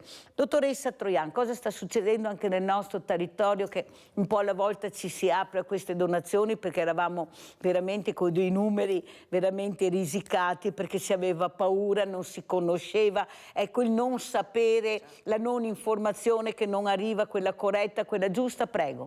Allora, intanto grazie mille ancora per l'invito e grazie mille per l'opportunità, come sempre, che ci offrite, insomma, per far conoscere la nostra realtà. Allora, sì, agganciandomi anche al tema precedente, appunto, del volontariato, che ovviamente è collegato alla sensibilizzazione, no? Perché ovviamente tutti questi volontari che si offrono e niente, due cose successe, diciamo, proprio di recente, sono stati due eventi, uno appena trascorso, che con l'Imoco Volley abbiamo proprio fatto una partita tutta allestita, diciamo, da Banca Tessuti, con i vari volontari, con il personale FBTV, e abbiamo appunto venduto anche delle magliette proprio a scopo, diciamo, di donazione e raccolta fondi. E dopo un altro importante evento invece il 2 dicembre con le parole di Faber, che appunto è un tributo al grande Fabrizio De André, e quindi con i Notturni, che è questo gruppo di giovani bravissimi, e sarà tutto incentrato, diciamo, sul tema della donazione a zero branco. E quindi questo è un tipo di sensibilizzazione. L'altro tipo di sensibilizzazione, che magari dopo nel corso avremo modo di parlarne, è quello invece dei casi mediatici, quindi purtroppo da tragedie, che poi in questo caso si sono risolte bene, e mi riferisco al bambino delle Frecce Tricolori, povero, colpito da quel terribile incidente in cui lui ha perso la sorellina di fronte agli occhi, proprio sulla bravissimo, grazie appunto a questa membrana amniotica, che anche qui è bellissima, perché è frutto, allora esatto, proprio guardate questo. bene, ascoltate la dottoressa. È bellissima secondo me questo ciclo un po' della vita, no? Questa placenta donata nel momento, diciamo, di nascita, che poi abbiamo dato in urgenza alla banca, sì, scusate, no, alla banca, all'ospedale di Torino, perché ovviamente non erano forniti, quindi il Veneto anche qui, grazie alla generosità delle mamme venete, abbiamo potuto, diciamo, ricoprire il povero bambino ustionato, ed è finita bene, nel senso che, per quanto possa finire bene una tragedia del genere, ma perlomeno lui è stato dimesso e guarigione completa. Mamma mia, pensate esatto, quindi... che miracolo veramente, con la donazione, sì, veramente riesce a dare la vita, a far rinascere delle persone che sennò non avrebbero scampo. Professor Sebastiani, come commenta i numeri, questi numeri che crescono anche nella donazione? Prego, professore. Sì, innanzitutto ringrazio anch'io dell'opportunità, siete sempre molto gentili, saluto lei, l'altro ospite, il vostro staff che non si vede ma c'è, e naturalmente chi ci segue. Ma è molto importante, io appunto sono qui in veste di esperto dei numeri, ho sentito prima mentre aspettavo temi quali molto importanti, tra l'altro, no, quello del volontariato. Io faccio parte di una società podistica, la Podistica Solidarietà, che fa volontariato, unisce l'agonismo alla solidarietà. Anche quello della burocrazia, ahimè, ci tocca come ente, diciamo. Comunque, quindi mi piacerebbe anche intervenire a riguardo di tematiche su cui non sono esperto, ma su quali ho delle idee, naturalmente. Allora, è molto importante questo, i numeri sono decisamente in crescita, una crescita più che lineare per quanto riguarda il volontariato, e fortuna che sia così, diciamo. Sono un po' anch'io timoroso per il futuro in relazione alla burocrazia, ma non solo a questo, come avete messo bene in luce prima, e questo riguarda anche il tema burocrazia e CNR, del quale quest'anno ricorre il centenario della fondazione da parte di un matematico, tra l'altro Vito Volterra, nel 1923.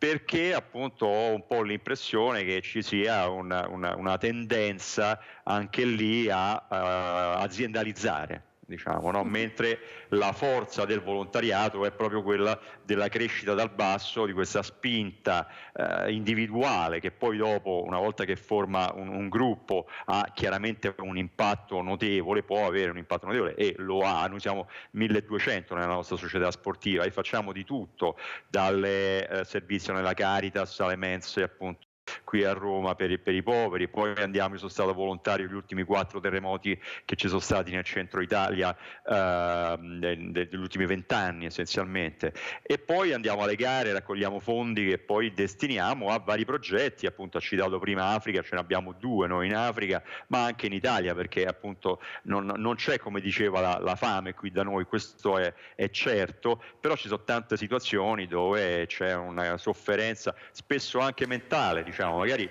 non c'è una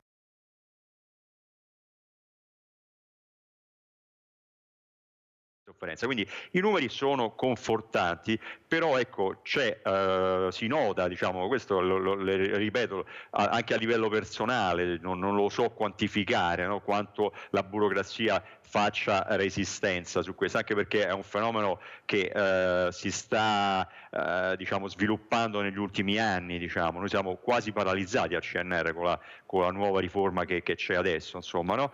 Però ecco, quello che posso dire è che per le esperienze personali che ho, tanti vincoli burocratici che, come diceva prima l'altro ospite, anche il singolo individuo a un certo punto diceva: chi me lo fa fare? Fortunatamente, diciamo, questi sono momenti di sconforto, ma poi mediamente, però poi quando ti mettono troppi vincoli alla fine è veramente difficile fare le cose, capito? Quindi i numeri sono Professor Sebastiani, mi scusi questa parentesi, noi però vorremmo anche capire perché i conti non tornano, nel senso, per le cose che servono i soldi non ci sono mai, per le cose che non servono i soldi si trovano sempre. Certo, allora, perché non c'è trasparenza sui numeri?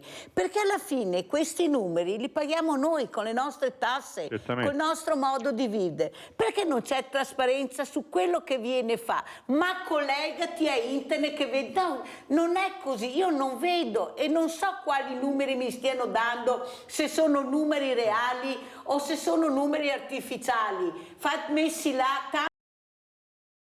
Diamo i numeri, ma poi i numeri li diamo noi perché non conosciamo. Prego, professore. No, allora ci sono due fenomeni a questo riguardo, diciamo, no? Che coinvolgono proprio, ecco, voi, non voi come la vostra emittente chiaramente, ma generalmente.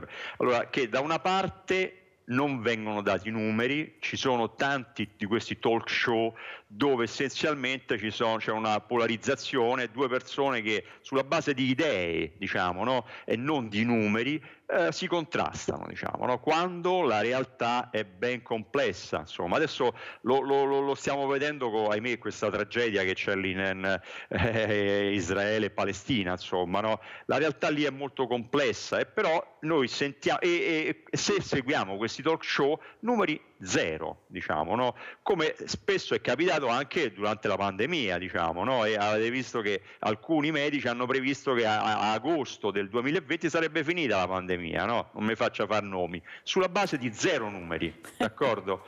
Io sulla base dei numeri ho previsto, azzeccandoci, che a metà maggio la maggioranza delle regioni in Italia avrebbe raggiunto il famoso plateau, cioè l'incidenza bassissima, e poi dopo chiaramente le cose sono evolute. Adesso siamo in una situazione, tra l'altro c'è l'ultimo dato di un paio di settimane fa che è curioso, che riguarda il Veneto e il Sud Italia, e dopo ve lo dirò questo. Quindi da una parte c'è un fenomeno per cui assistiamo mediamente a una polarizzazione a riguardo di temi importanti, per cui l'obiettivo, e come si spiega questo? Si spiega semplicemente col fatto che i media, non dico voi, insomma, no, perché questa appunto è una trasmissione dove si parla di numeri, e i media favoriscono delle trasmissioni dove essenzialmente c'è un intrattenimento, cioè in questo caso c'è una lotta, no? Una lotta verbale con le persone che si insultano, e sarebbe molto semplice non farli insultare perché voi avete il controllo del microfono, no? Quindi se due si parlano che uno solo all'altro, gli togliete il microfono. Non lo fanno perché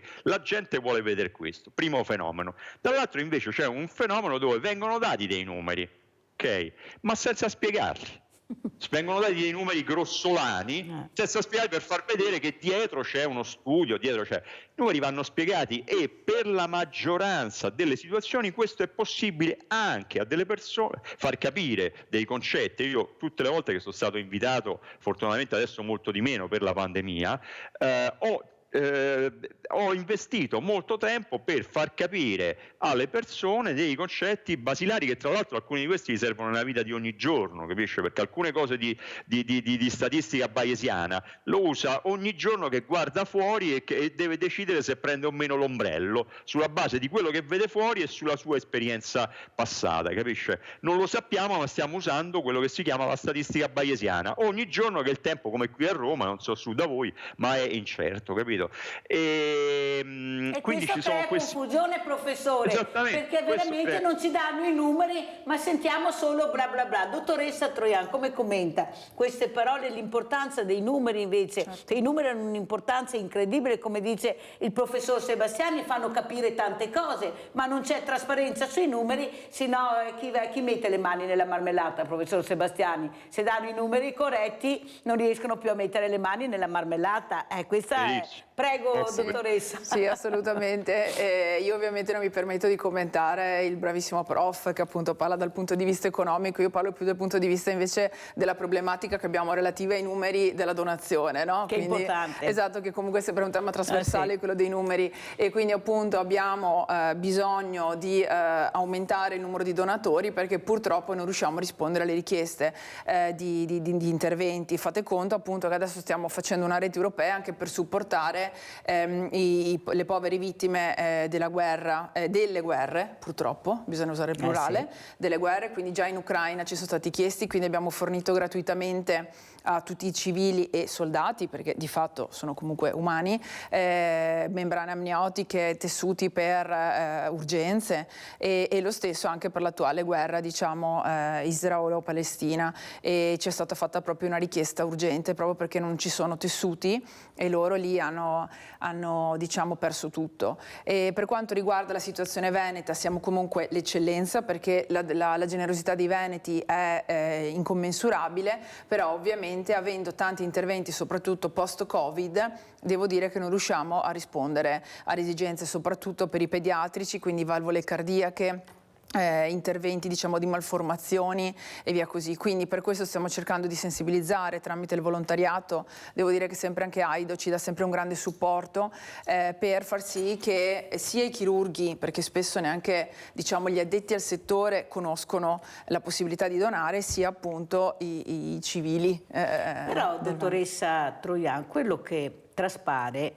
è che questi ragazzi non conoscono, molti di loro non sanno perché a mio avviso la scuola, oltre a fare didattica che è necessaria, dovrebbe aprire di più proprio a questo mondo del volontariato, della donazione. Io mi ricordo che anche tempo fa, non so se era anche lei ospite, che ho detto che forse le sale operatorie non ci fanno più paura come una volta quando passiamo davanti, perché quella porta finalmente si è aperta e qualcuno ha capito l'importanza di far entrare le telecamere, di far vedere quello che può succederti. È questo che noi abbiamo bisogno. Il donatore non diventa donatore a 50-60 anni se non per un caso strettamente familiare, proprio di amore verso questa persona, ma deve avere una cultura che deve iniziare dalle scuole elementari, un po' alla volta, crescere col senso della donazione. Cosa dice professor Sebastiani? È d'accordo che per dare i numeri bisogna che questo ragazzo cresca con dei numeri chiari, perché è un ragazzo che chiede, il bambino chiede perché? Perché mi fai fare questo? E perché non vengono quasi mai proprio spiegati, perché ci perde tempo a spiegare, non lo so neanche io cosa ti devo dire. Prego, professore. Certamente, allora prima volevo precisare che prima quando parlavo di volontariato non mi riferivo al settore specifico dei trapianti, diciamo, no? Ma in generale al volontariato su tutte quante le varie campi di attività, diciamo. Sì, certamente si può agire su vari fronti, no? E uno è quello indubbiamente quello che paga di più, che però ha tempi più lunghi e riguarda la formazione, quindi sui giovani, sensibilizzarli, diciamo, no?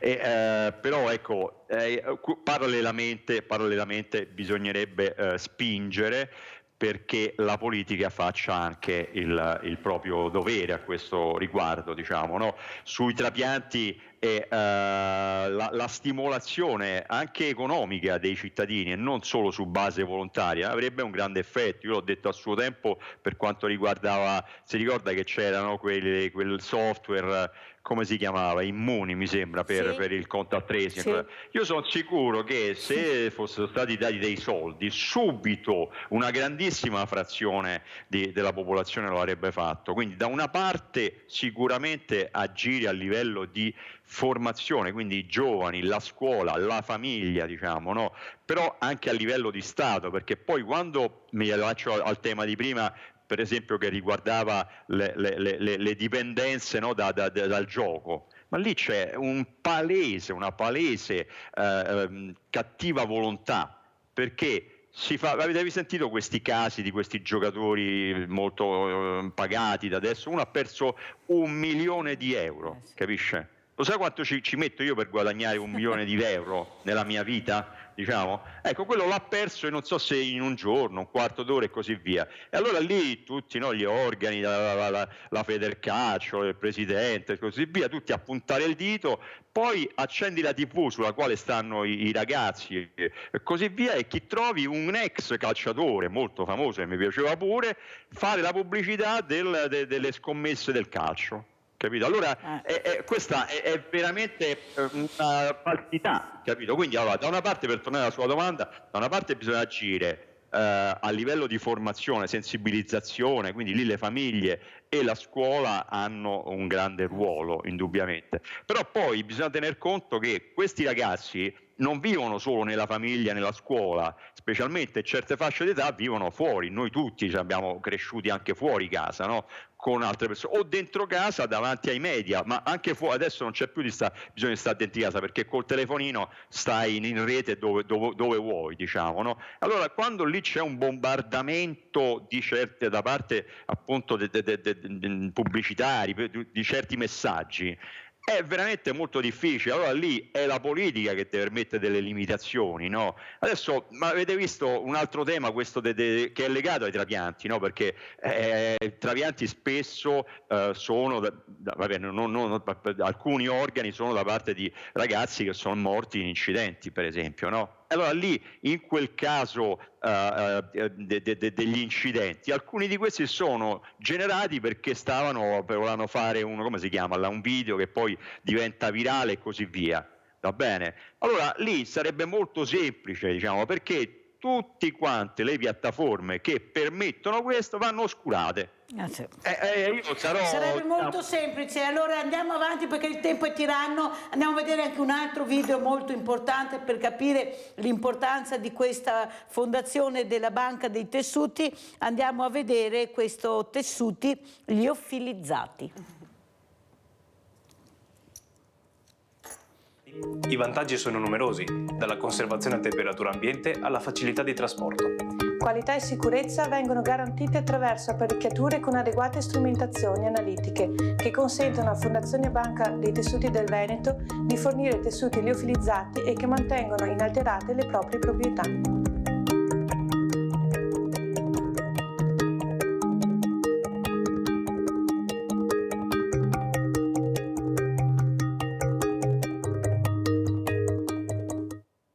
Allora, dottoressa, come commentiamo questo importante video che abbiamo visto? Sì, appunto, questo è un video abbastanza breve, ma è più che altro esplicativo, insomma, sì. Ecco, quindi fa parte di una campagna sempre di sensibilizzazione rivolta principalmente ai giovani che abbiamo fatto nel corso del 2023, quindi ogni mese abbiamo rappresentato una tematica importante, che c'è la donazione, eccetera. La liofilizzazione è importante perché ovviamente riusciamo a raggiungere anche gli ospedali più remoti, quindi non solo italiani ma anche, diciamo, nel mondo, per poter distribuire un tessuto salvavita, salvafunzione, perché la membrana in alcuni casi, le cute, vengono considerati salvavita perché ovviamente in grandi ustionati, e senza il problema del trasporto che normalmente avviene a meno 80 gradi, quindi è difficilissimo da tenere. Devo dirle anche che non ce lo saremmo aspettati, purtroppo, che è molto utile per i conflitti, durante i conflitti di guerra, quindi ovviamente sembra, cioè non l'avremmo mai pensato quando abbiamo sviluppato questa metodica. Però appunto fornire, cioè ci vengono chiesti tutti i tessuti liofilizzati, perché ovviamente figuriamoci se questi nei campi base si hanno anche pure il congelatore a meno 80, e quindi purtroppo soprattutto in Ucraina, e adesso c'è stata fatta anche la richiesta appunto della guerra appena nata, insomma, di Israele e Palestina, di appunto fornirglieli ovviamente liofilizzati, in modo che succede il grave incidente al soldato e di conseguenza hanno il tessuto pronto. Ripeto, effetto. Non avremmo mai pensato, ecco, purtroppo che fosse un'applicazione anche questa, però di fatto si è resa molto Perciò utile. con tutti i feriti che vediamo e che si sentono, perché come ha detto lei ci sono tante guerre, abbiamo bisogno di capire l'importanza della donazione. Avete capito? Ecco, queste donne incinta che fanno queste donazioni importantissime per migliorare la qualità di vita e dare la possibilità di vivere in maniera decente, con dignità ad altre persone. Dottoressa, ma quello che vorrei che lei anche spiegasse, perché ieri ho ricevuto una telefonata da Mirko da Padova che diceva: ma questo vaccino è sicuro? Ma come fanno a fare un vaccino dietro l'altro, essere sicuri che questo funziona? Ma che numeri ci danno? E chi dice che veramente sono testati? Bisogna rispondere a queste domande, sono domande importanti, perché giustamente non eravamo preparati, come dice lei. Chi avrebbe mai immaginato che questi tessuti andassero per quelle feriti in guerra? Ma chi immaginava una cosa del genere? Eppure, cosa vuole dire a Mirko che ha fatto questa domanda, dottoressa? Lei proprio che è esperta di queste cose. Beh, allora diciamo che ovviamente è uno degli argomenti più controversi di questi anni, diciamo, se non di questi ultimo quadriennio che ci ha coinvolto. Allora, io personalmente ovviamente sono favorevole al vaccino, come la maggior parte degli operatori sanitari.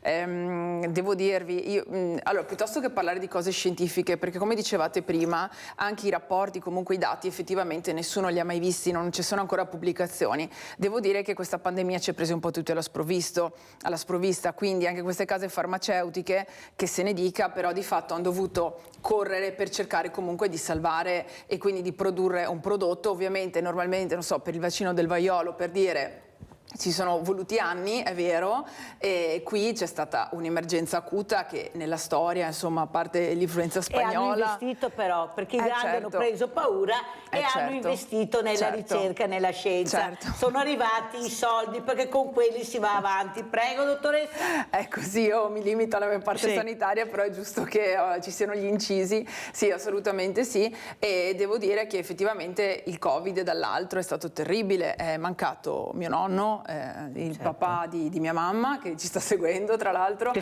che salutiamo, Lorella e Gianni, i miei genitori, che sono qui grazie a loro in tutto ciò, e ci dimentichiamo sempre di ringraziare le famiglie, e di conseguenza, ecco, è mancato per il Covid, era comunque sanissimo, quindi dall'altro dico, è vero, sicuramente nessuno potrà mai dire certamente bianco o nero. Ci sono state, ne abbiamo viste anche nei nostri donatori, situazioni in cui donatori magari sani sono deceduti e avevano il Covid senza saperlo. Spesso viene attribuito al vaccino queste morti improvvise, però onestamente credo che nessuno riesca ad avere dati scientifici evidenti, però se ne sentono anche, devo dire, nei nostri ambienti, questa così, guarda, era giovane, però in realtà ce n'erano anche prima. Devo dire, bisognerebbe avere degli studi che è impossibile avere attualmente, proprio di confronto tra il prima e il dopo. Sentiamo cosa dice proprio il professor Sebastiani proprio con questi numeri, perché abbiamo i numeri adesso, non possiamo più dire che non abbiamo i numeri, ma sono numeri corretti. Cosa ci dice, professore? Allora, io le posso dire che in relazione per esempio alla condizione più grave, che è quella della morte, con l'introduzione del vaccino, con i dati italiani, c'è stato un abbattimento di un fattore 6 della mortalità, ok? E di controparte non c'è stato un aumento di fattore 6 per quanto riguarda gli effetti collaterali del vaccino, cioè, d'accordo? Quindi questo bene, professore Sebastiani. No, nel senso che oggi tutti quanti diciamo no, perché il vaccino fa male, il vaccino genera problemi di tipo cardiaco, che in alcune sottopopolazioni lo fa, è vero, diciamo, capito? Ma non possiamo generalizzare, dobbiamo guardare i numeri. Allora, se io ho 100 persone, ok, da una parte e gli do il vaccino, e 100 persone dall'altra non glielo do, allora, e hanno tutto il Covid, allora lei vedrà che in quelle che hanno avuto il vaccino ci sarà un numero di morti che sarà un sesto, in media chiaramente, no? Ci sono le fluttuazioni in statistiche, rispetto ai morti che ci sono stati nel campione dove non aveva dato il vaccino. Va bene? Poi andiamo a vedere invece degli effetti collaterali, degli effetti appunto che possono essere associati al vaccino, no? Tipo le trombosi o cose del genere. Beh, ecco, allora se va a vedere questa frequenza nei due campioni, non si trova che nel campione col vaccino è aumentata di 6 volte questa frequenza, d'accordo? Quindi questo giustifica, ma di un qualche percento, 2-3%, questo giustifica ampiamente l'uso del vaccino. Dopodiché il vaccino non è caduto dall'alto, perché dietro c'erano studi precedenti sui vaccini a mRNA che sono stati accelerati in questo periodo.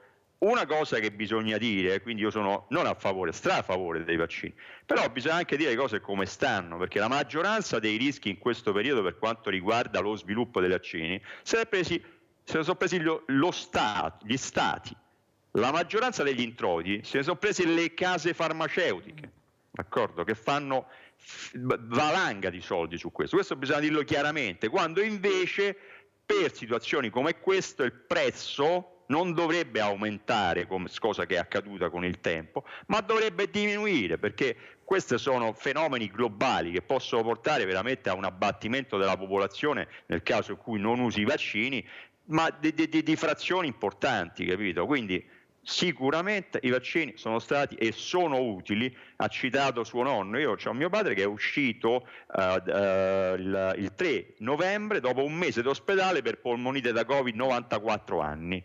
Bisogna anche dire adesso, tutti dicono no, questa oramai è un'influenza, l'affermazione non è vera in generale, no? Uno dice no, l'influenza no, non è vero, la verità non è né l'una né l'altra, perché è vera per la stragrande maggioranza delle popolazioni, ma per i fragili, in primis gli anziani, ma anche coloro che hanno patologie, questa non è un'influenza, non è un raffreddore. Purtroppo mio padre si è trovato che si stava diffondendo questa nuova variante ultima, che effettivamente per la maggioranza delle persone è un'influenza, ma non c'era ancora il vaccino. Lui aveva fatto 4 dosi, adesso stanno vaccinando con il vaccino relativo a questa variante che è prevalente in questo periodo, e la stessa cosa è capitato a me, a un mio amico di un anno, aveva 59 anni, che però aveva il diabete e soffriva di cuore, e lui è morto a novembre del 2020 e la vaccinazione è iniziata a dicembre del 2020. Molto capito? chiaro, professore, la interrompo un secondo perché abbiamo Maria da Bovolenta, se no mi cade la linea. Vai Maria. Prego. Ciao Mirella. Ciao. E un buongiorno al grandissimo professore che hai stamattina e anche alla grande dottoressa. Brava. Allora io volevo dire, professore, che io nel 2017 mi hanno fatto la totale, praticamente mi hanno levato tutto dentro nel ventre e tutto quanto, per un polipo che avevo. Bene, allora dopo io ho avuto ogni 6 mesi dovremo andare al controllo e mi hanno trovato sempre più benino, tutto quanto. Dopo che è venuto fuori il vaccino e la mia dottoressa di base mi ha detto: cara Maria, bisogna che faccia il vaccino. Ho fatto tutti e 4 i vaccini, ho fatto, professore, il vaccino in maggio del pneumococco, che adesso è il 23 qua di novembre ho richiamo. Poi ho fatto il vaccino del richiamo dell'antitetanica, ho fatto il vaccino del fuoco di Sant'Antonio, che mio marito l'ha già avuto, ha detto mai più, se c'è il vaccino venga. Ho fatto, adesso una settimana qua ho fatto il vaccino antinfluenzale e io, professore, quelli che dicono che questo che quest'altro, se loro non lo vogliono fare, che facciano a meno. È inutile che insistano, che dicono qua e là. Io mi sono trovata bene. Guardi, professore, sono ancora qui, quindi io, sa professore cosa le dico? Che quando che sento questi qua che muoiono, danno la colpa al vaccino, per me hanno delle patologie, perché il primo c'è stato l'avviso che ho portato la carta per vedere, mi hanno fatto vedere le medicine che prendo, tutto quanto. Hanno preso le precauzioni, professore, ma che cavolo dicono queste persone? Guardi, professore, io che loro che facciano quello, io la mia salute ci tengo. Brava, ecco, brava Maria. Allora, grazie Maria, prima di rispondere... Buongiorno al professore e alla dottoressa. Grazie, cara. Buona giornata a tutti. Grazie cara Maria. Allora, prima di rispondere alla nostra Maria, andiamo a vedere questo video de Vettor, che poi lo commentiamo con la dottoressa Troiano. Andiamo a vedere. La donazione di tessuti è il risultato di un importante lavoro di squadra che vede coinvolta tutta la rete trapianti e il personale di FBTV, oltre ai donatori e le famiglie dei donatori. La collaborazione e le competenze consentono di valorizzare al massimo l'atto donativo e permettono il raggiungimento di importanti risultati. L'impegno costante dei coordinamenti ospedalieri trapianti consente di garantire tessuti idonei al trapianto nel migliore dei modi in un clima di grande sinergia al fine di migliorare la qualità di vita degli utilizzatori.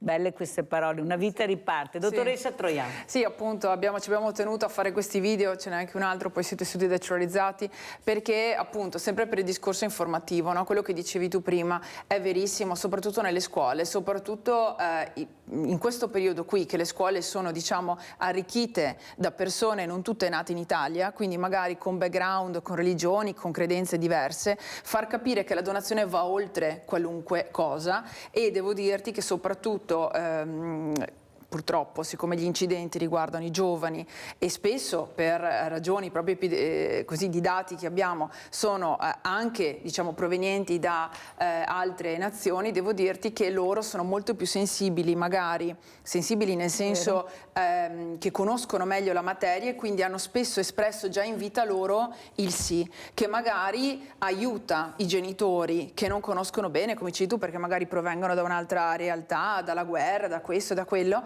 e quindi sono molto più favorevoli nel dire sì, sapendo che il figlio, magari manco loro lo sapevano, quando è andato a rinnovarsi la carta d'identità perché aveva visto un video su Facebook, perché aveva sentito noi parlare a scuola. Aveva già fatto la donazione. Bravissimo, aveva già dato l'ok, sì. È molto importante. Allora, professor Sebastiani, oltre a rispondere a Maria, ma io ho anche un'altra domanda, siccome il tempo corre, ma questi soldi del PNRR o del PNR, ce li spiega un po'? Ecco, ci sono, non ci sono, c'è la chiarezza come verranno spesi, dove verranno impiegati, perché lei ha i numeri. Che numeri sta usando la politica per farci capire dove spenderà questa montagna di soldi che arriverà dall'Europa, naturalmente?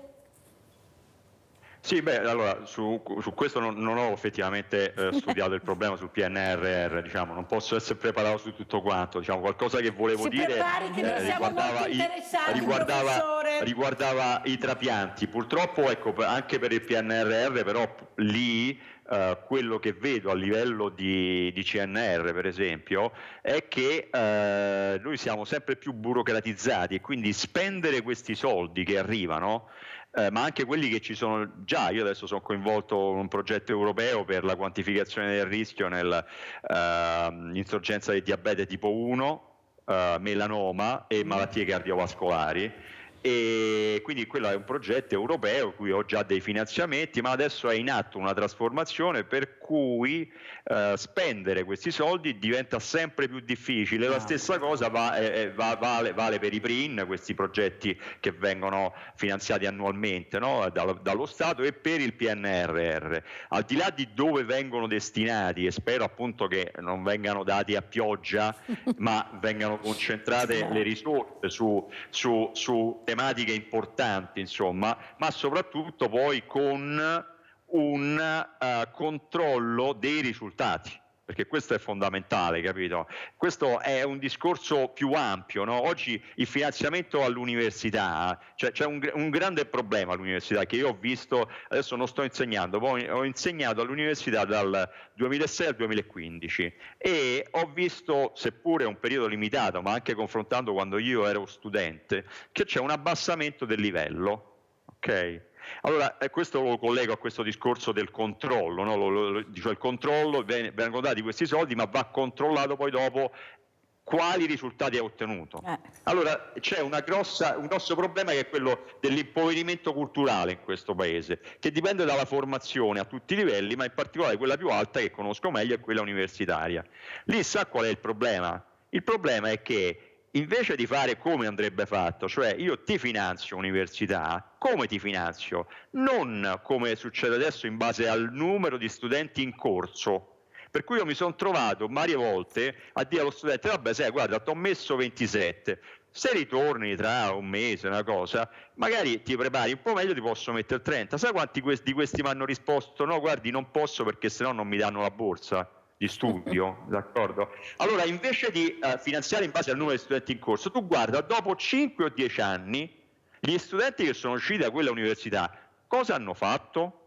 Dove lavorano? Hanno ottenuto un dottorato? Che risultati hanno ottenuto nella ricerca o nell'impiego che hanno avuto? E in base a quello finanzio, diciamo. La stessa cosa, quindi un controllo sul risultato del finanziamento statale sarebbe fondamentale. Quindi a questo riguardo, ripeto, non ho i numeri sul PNRR e volevo innanzitutto fare l'elogio alla signora di prima, che ha un cervello, pensa autonomamente, perché anche un altro grosso problema di oggi è che le persone non pensano. Questo io ho scritto un libro divulgativo di matematica, tra l'altro ho devoluto tutto a Medici Senza Frontiere, io non guadagno una lira su questo libro qua, e lì parlo delle reti sociali.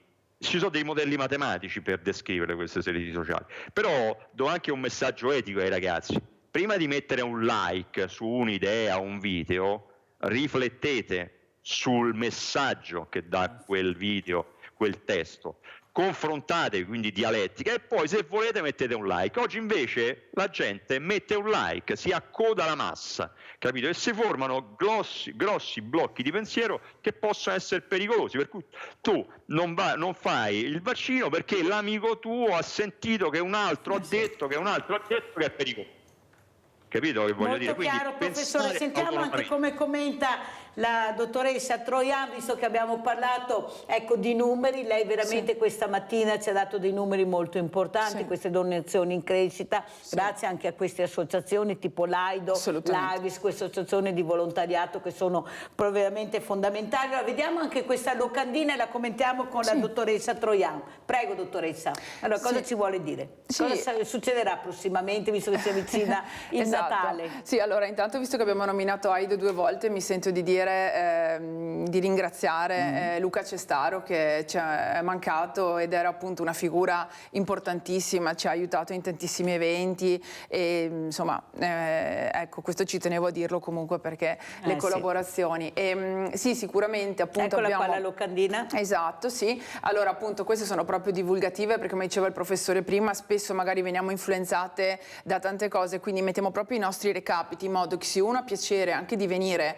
a visitare il nostro reparto, a toccare con mano che esistiamo, cosa succede, perché come dicevi giustamente tu prima, no? L'idea magari di una donazione di una persona che non è più vivente, ti immagini magari vengano portati in queste stanze criogeniche, eccetera. In realtà la cosa è molto più naturale, mi verrebbe da dire, molto più fisiologica, quindi è di fatto un intervento chirurgico a tutti gli effetti, con il massimo rispetto, e semplicemente questi tessuti, al posto che essere o bruciati o messi sottoterra, vengono impiegati per salvare delle vite o salvare la funzione di alcune persone che lo necessitano. Possono prelevare questi tessuti, 24 ore dal decesso. Dal decesso, esatto, 24 ore. Però appunto arriviamo con l'equipe chirurgica, quindi facciamo tutto come una donazione d'organi di fatto, quindi raggiungiamo l'ospedale di nostra competenza, che sono 4 regioni, e quindi ecco, anche quest'atto è nel massimo rispetto. Ovviamente i familiari non partecipano a quest'atto, però per far capire poi anche diciamo, come trattiamo i tessuti, come trattiamo i dati dei donatori, come abbiamo rispetto nel chiamare queste famiglie. C'è un'età per la donazione dei tessuti, dottoressa? Sì, allora per noi diciamo in Italia è fissata, o perlomeno nella nostra banca è fissata a 70 anni. 70 anni, quindi, fino insomma, a 70 anni si può donare. Anche qui, essendo migliorata la qualità della vita, allungata ovviamente, visto una volta, i centenari che abbiamo. Esatto, una volta era 65 anni, adesso nell'ultimo periodo siamo arrivati fino a 70 anni. Ovviamente man mano che si sale con l'età magari sono un po' meno le tipologie di tessuti che si possono donare, ma vista la carenza noi usciamo anche per un singolo cuore o piuttosto per un singolo, diciamo, frammento osseo e via così.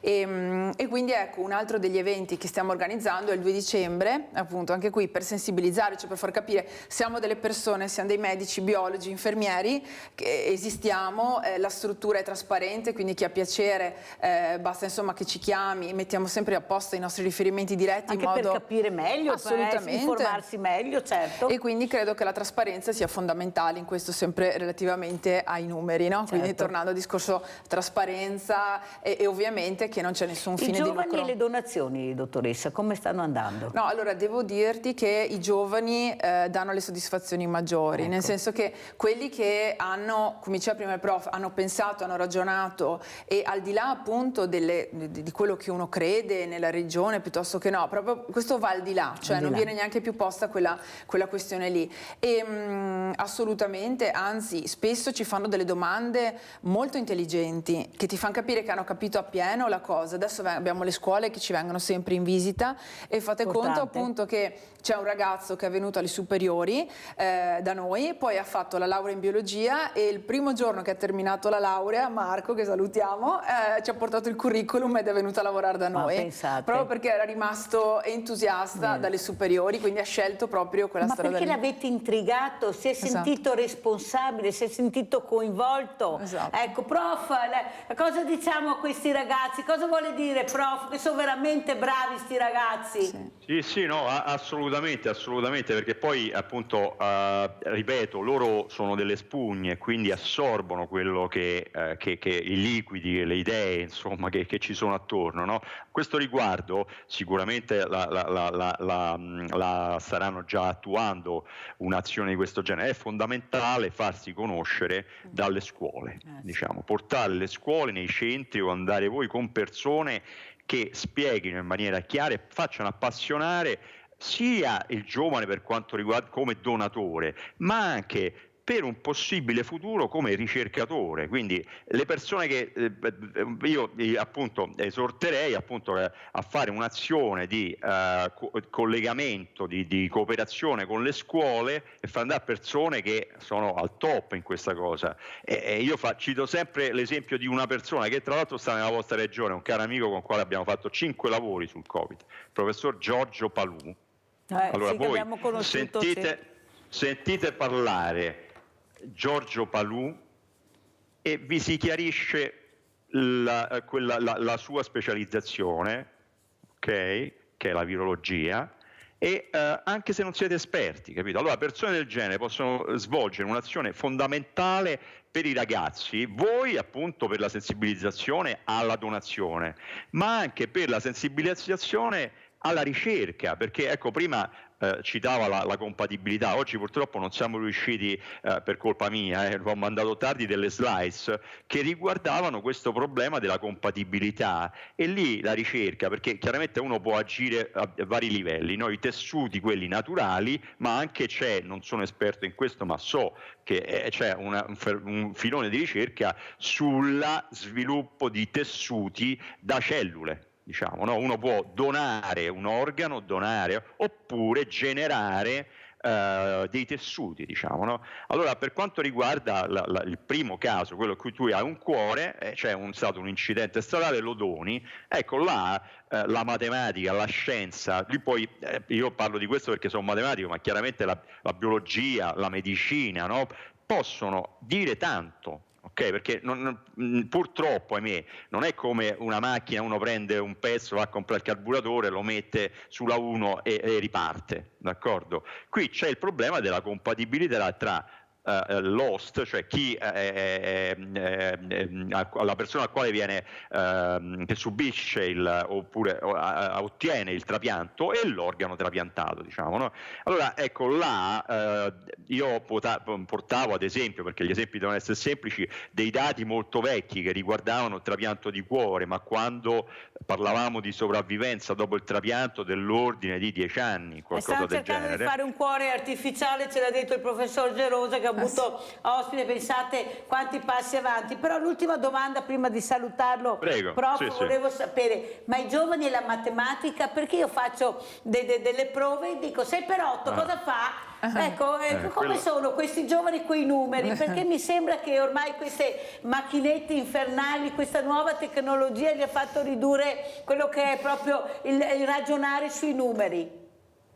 Ma lì guardi, dovremmo se mi invitate facciamo una puntata solo su questo, diciamo, perché guardi è un tema questo cruciale, sia quello della conoscenza della matematica, in cui siamo purtroppo non è come punte, perché questo non è vero, però per quanto riguarda la conoscenza media della matematica siamo a livelli molto bassi in Europa e anche nel mondo, ahimè.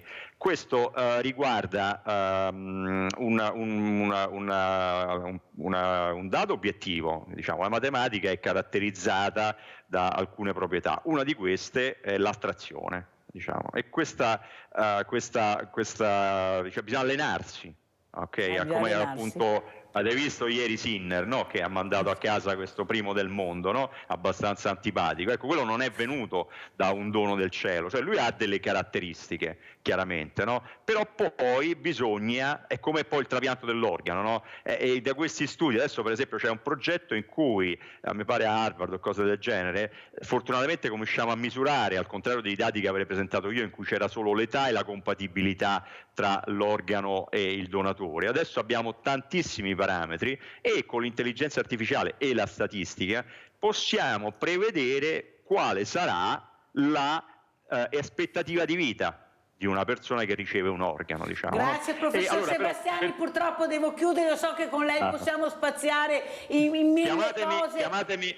Chiamatemi per la matematica, perché certo, è una cosa di sicuro, che tengo molto. Il prossimo anno magari anche con qualche studente, qualche ragazzo. Salutiamo, grazie per il professor Giovanni Sebastiani, Istituto Applicazioni del Calcolo, Consiglio Nazionale delle Ricerche, matematico. Grazie prof. Dottoressa, come ci saluta? Cosa vuole dire? Allora, saluto intanto facendo i complimenti per questo programma, perché anche oggi riusciamo a trovare ogni volta delle tematiche così interessanti e collegare, no? Ambiti totalmente diversi, che allo stesso tempo secondo me una persona rimane incollata allo schermo e riesce a far passare il messaggio della donazione. Grazie. No, ma è vero, perché riesce a passare il messaggio della donazione, dei numeri, dei giovani in 40 minuti. Quindi in realtà chiudo ringraziando voi, perché fate un programma secondo me davvero interessante e utile. E fate conoscere nello stesso tempo realtà anche di carattere sanitario che magari fanno più fatica a farsi conoscere, quindi grazie. Grazie anche a lei, veramente grazie, alla dottoressa Diletta Troian, Presidente Associazione Italiana Banca dei Tessuti. Grazie, pubblicità.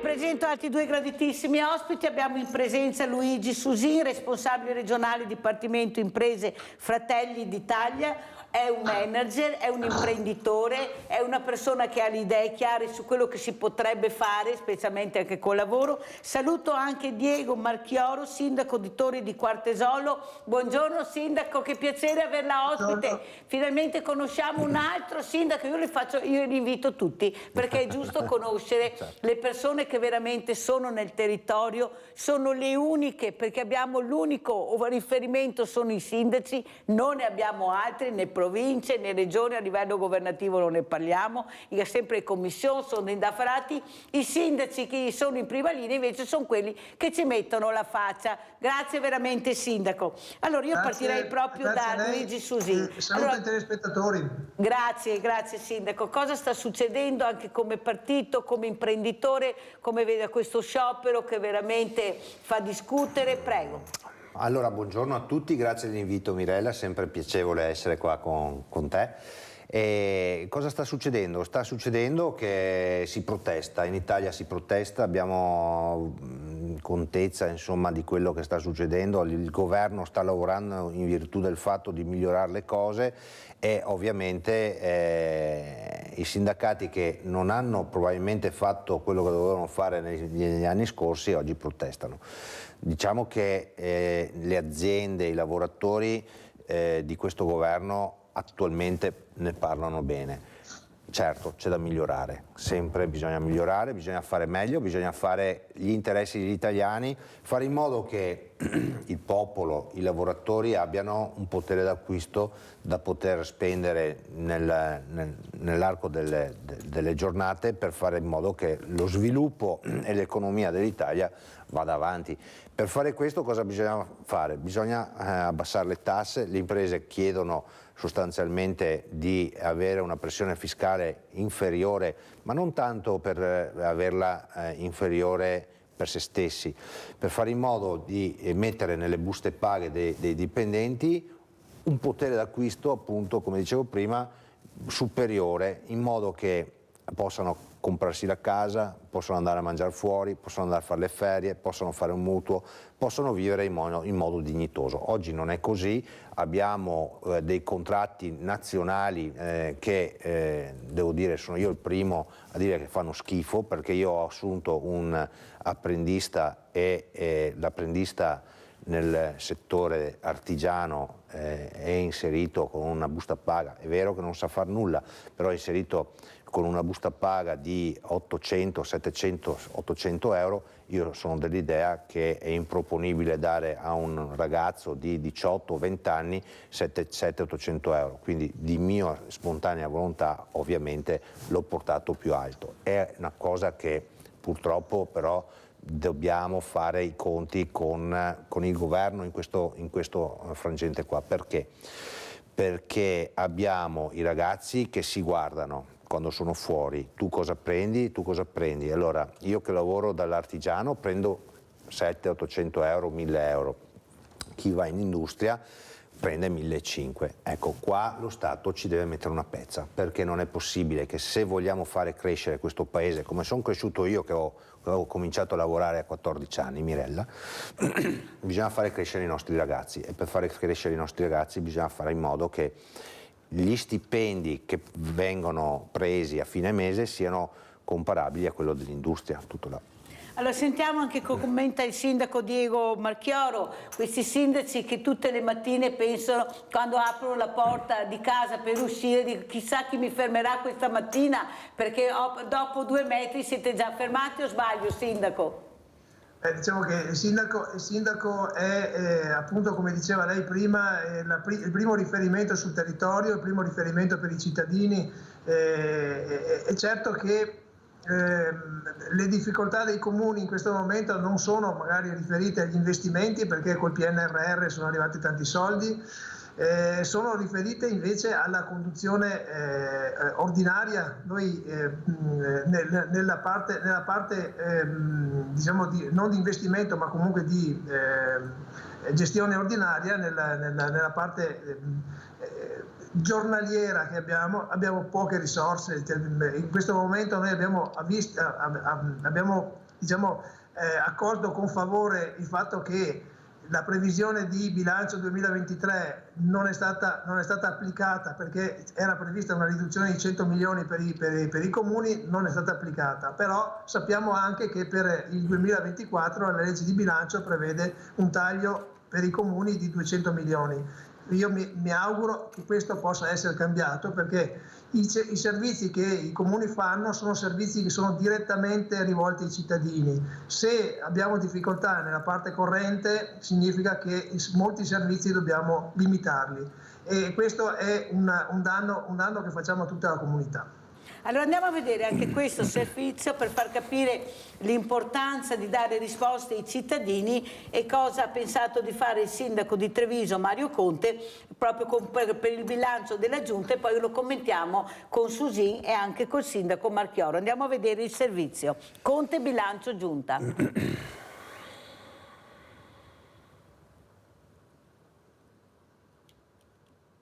Un sindaco non lo vorrebbe mai, ma mettere la mano nelle tasche dei nostri cittadini attraverso l'aliquota IRPEF è certamente qualcosa che non vorremmo mai fare, ma questo ci consente di sostenere le famiglie, no? E quindi abbiamo lavorato tanto con la maggioranza, con la Giunta, e devo dire che nonostante i sacrifici che siamo chiamati a fare, io esprimo davvero grande soddisfazione, perché mettere in sicurezza da un punto di vista sociale la comunità è comunque un grande risultato politico-amministrativo. L'alternativa era quella di tagliare sui servizi, che invece, dice il sindaco, non si toccano, e quindi nel 2024 resteranno invariati i contributi alle paritarie, il costo degli spazi pubblici, l'assistenza agli anziani. La storia di Casugana è quella di tanti, fa intendere Conte. Esattamente come le famiglie c'è stata un'esplosione dei costi, ma è giusto per i miei cittadini quantificare anche questa esplosione dei costi, che per un bilancio da 80 milioni vale 8 milioni in più di costi. Un elenco lungo, una tempesta perfetta, l'espressione usata dall'assessore Riccardo Barbisan, che entra nel dettaglio delle nuove aliquote. E noi andremo con un'aliquota unica dello 0,8 per tutti i redditi superiori ai 16.000 euro lordi all'anno. Parliamo per un reddito di 25.000 euro lordi all'anno di circa 40 euro all'anno. Per i redditi superiori, però qui è veramente per redditi oltre i 50.000 euro all'anno, arriviamo al massimo a 70 euro annui. Si amplia però la fascia dell'esenzione. Precedentemente si pagava l'addizionale IRPEF comunale per i redditi superiori ai 15.000, oggi solo per i redditi superiori ai 16. Sullo sfondo i tagli ai trasferimenti agli enti locali preannunciati dal governo, anche qui una storia che si ripete con un braccio di ferro già in corso tra esecutivo e ANCI, in Veneto guidata proprio da Conte. La coperta diventa corta per tutti, noi ovviamente continuiamo a fare i nostri appelli, le nostre richieste a questo governo, chiediamo di continuare a sostenere e a credere nella bontà amministrativa dei comuni, consapevoli che il periodo è difficile per tutti. Allora io chiederei proprio al sindaco Marchioro come commenta questa decisione del sindaco Mario Conte di Treviso di mettere le mani nelle tasche dei suoi cittadini, perché purtroppo i conti non tornano più ed è difficile anche farli tornare dopo quello che abbiamo sentito, che ha detto anche lei. Prego sindaco.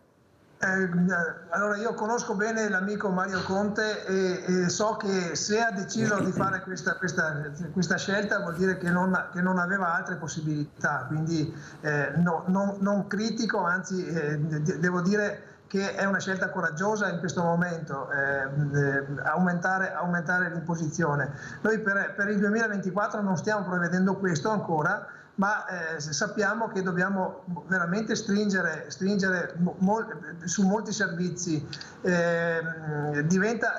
Noi per dire abbiamo deciso di spegnere i lampioni dall'1 alle 5:30 di mattina. Fra poco comunque ricominceremo a riaccendere, ma questa scelta si è rivelata fondamentale per mantenere l'equilibrio del bilancio nel 2023. Probabilmente sarà necessario anche per il 2024 qualche spegnimento, e questo è un servizio che la gente ci chiede, perché dice con la luce abbiamo una sensazione di sicurezza maggiore. Magari i dati non dicono questo, i dati comunque ci confortano sul fatto che non è peggiorata la sicurezza, però è chiaro che si vive anche con la sensazione di sicurezza, non con la sicurezza effettiva solo, e quindi questo spegnimento è stato uno spegnimento molto criticato. Sindaco, io penso anche, l'ho detto anche l'altra mattina, mi sembra anche un altro sindaco ospite, che anche i cittadini, se è un servizio alla persona utile, sono disposti anche a pagare qualcosa. Il problema è che non sono disposti a pagare le cose inutili, le cose che non servono, queste accise che aumentano sempre di più e non si sa il perché c'è la speculazione. Ma se tu sindaco dici guarda ti aumento questo, ti faccio pagare qualcosa in più, che poi alla fine capiamo che sono veramente delle cifre veramente ridicole, per aiutarti, per darti un servizio, il cittadino è favorevole, sindaco, è questo che qualcuno non vuole ascoltare, o sbaglio? Sentiamo Susino. Ma guarda, però ecco, mi lasci dire una cosa, perché, scusi. In questi anni noi non abbiamo aumentato le imposte, ma tutti i prodotti che noi compriamo, come anche le massaie, come tutte le famiglie vanno al supermercato, tutti i prodotti sono aumentati di molto. I lavori che noi facciamo, il preziario regionale è aumentato del 22%, quindi è chiaro che a un certo punto la scelta possa essere quella di mettere diciamo, le mani in tasca ai cittadini. Noi diciamo per il momento teniamo duro, ma prima o poi poi anche questa... Sì, ma l'importante è che questo cittadino abbia dei servizi, abbia delle risposte concrete, perché se ogni volta prendiamo i soldi ma vanno a finire male o non sappiamo dove vanno, il cittadino si indegna e dice basta, non ne posso più di queste tasse. Susin. Non solo, Mirella, non sanno dove vanno, ma addirittura abbiamo comuni come Quinto di Treviso che ha un disavanzo di 1.300.000 euro. Mamma Quindi mia. dico, cioè, capiamo, qua abbiamo un sindaco che dice che spegne i lampioni, dall'altra parte abbiamo un disavanzo, c'è qualcosa che non torna. Sicuramente secondo me bisogna fare veramente una giusta programmazione e portare il comune ad avere delle attività necessarie e dove si vanno a spendere i soldi in modo adeguato e giusto. Avere un disavanzo di 1.300.000 euro per un comune, secondo me, non piccolo, è che... anche perché non è che sia proprio sono 9.800, un comune di una certa consistenza, secondo ma no. me qua c'è da ragionare. Mi scusi però, scusi un attimo, Sì. lei sta parlando di disavanzo o di avanzo? Di avanzo, Perché sono due cose... scusa. No, di avanzo di bilancio. Non disavanzo. Vabbè, d'accordo, l'avanzo di bilancio comunque viene reinvestito in opere, eccetera, non viene buttato via niente. Io non vorrei che passasse il concetto che i comuni non spendono bene i soldi, perché diciamo che c'è di tutto, per carità. Fermi, parliamo uno alla volta, se no non si capisce. Allora finisce Susin, poi interviene il sindaco, prego. No, Susin. allora io non è che voglio far passare il messaggio che non si spendono bene i soldi, assolutamente, me ne riguarderei bene, perché so che comunque il sindaco, anzi i sindaci sono in prima linea, tutti, come si diceva prima, sono i primi che ricevono le persone e questo. Però nel mio comune, dove ho appunto contezza di quello che sta succedendo, secondo me sta succedendo qualcosa che non va bene in quel comune.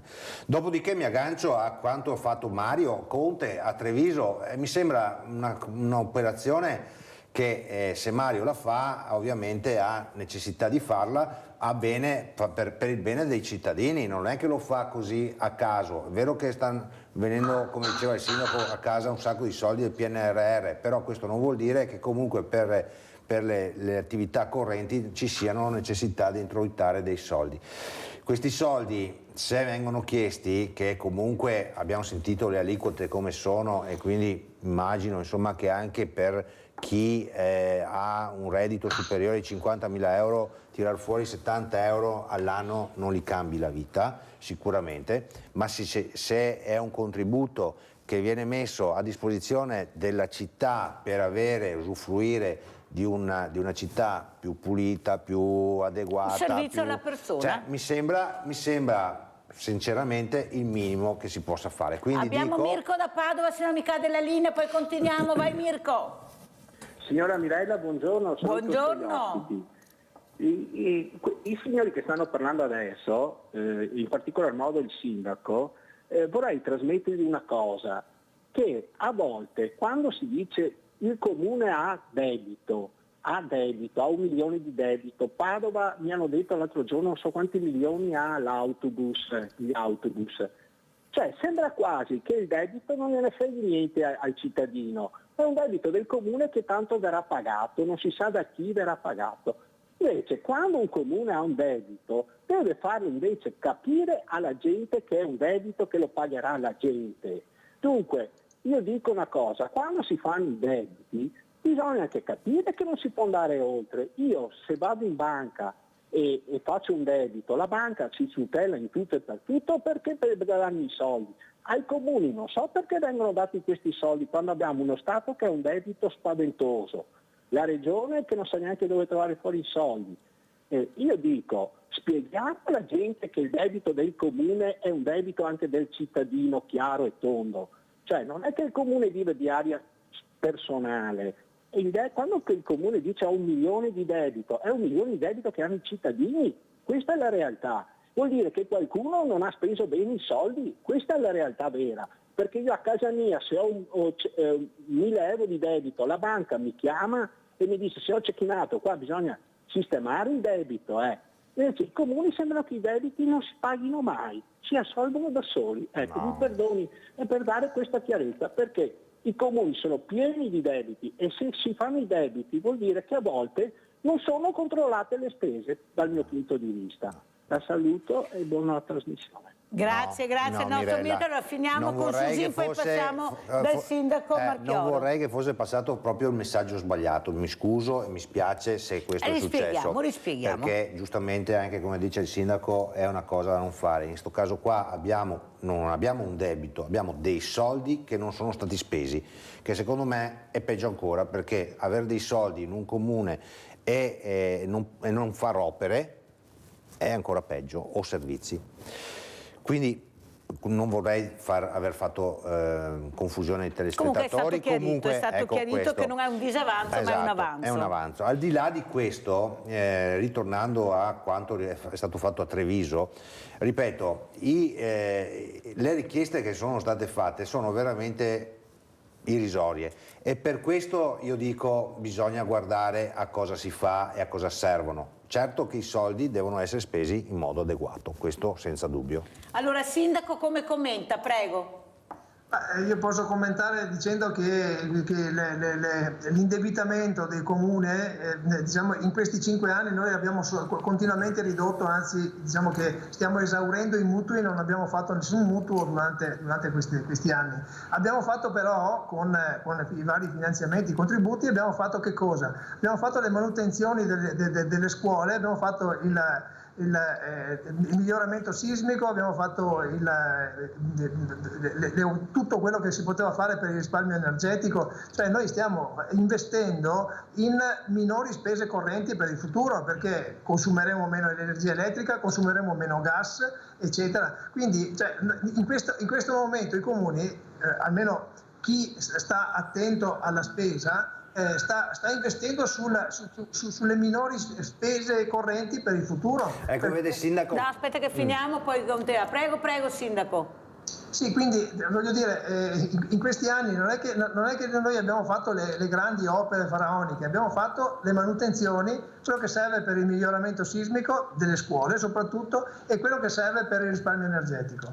È questo che stiamo facendo in questi anni, non abbiamo fatto le nuove piazze, non abbiamo fatto investimenti, diciamo, che si potevano anche evitare. Stiamo gestendo molto attentamente i soldi che abbiamo. Tanto mi piace, sindaco, perché non parla il singolare come qualcuno, ma parla il plurale. Noi, perché c'è una squadra attorno, perché bisogna capire che veramente è una realtà diversa, non è il sindaco solo, è una giunta che si muove per dare dei... Però abbiamo un'altra telefonata, poi sempre Susi. Sì. Gianfranco Valeri da Cessalto, vai Gianfranco. Sì, buongiorno signora Mirella. Buongiorno. Ai suoi autorevoli ospiti. Ecco, Mirella, mi viene quasi da dire che viviamo in un mondo di favole.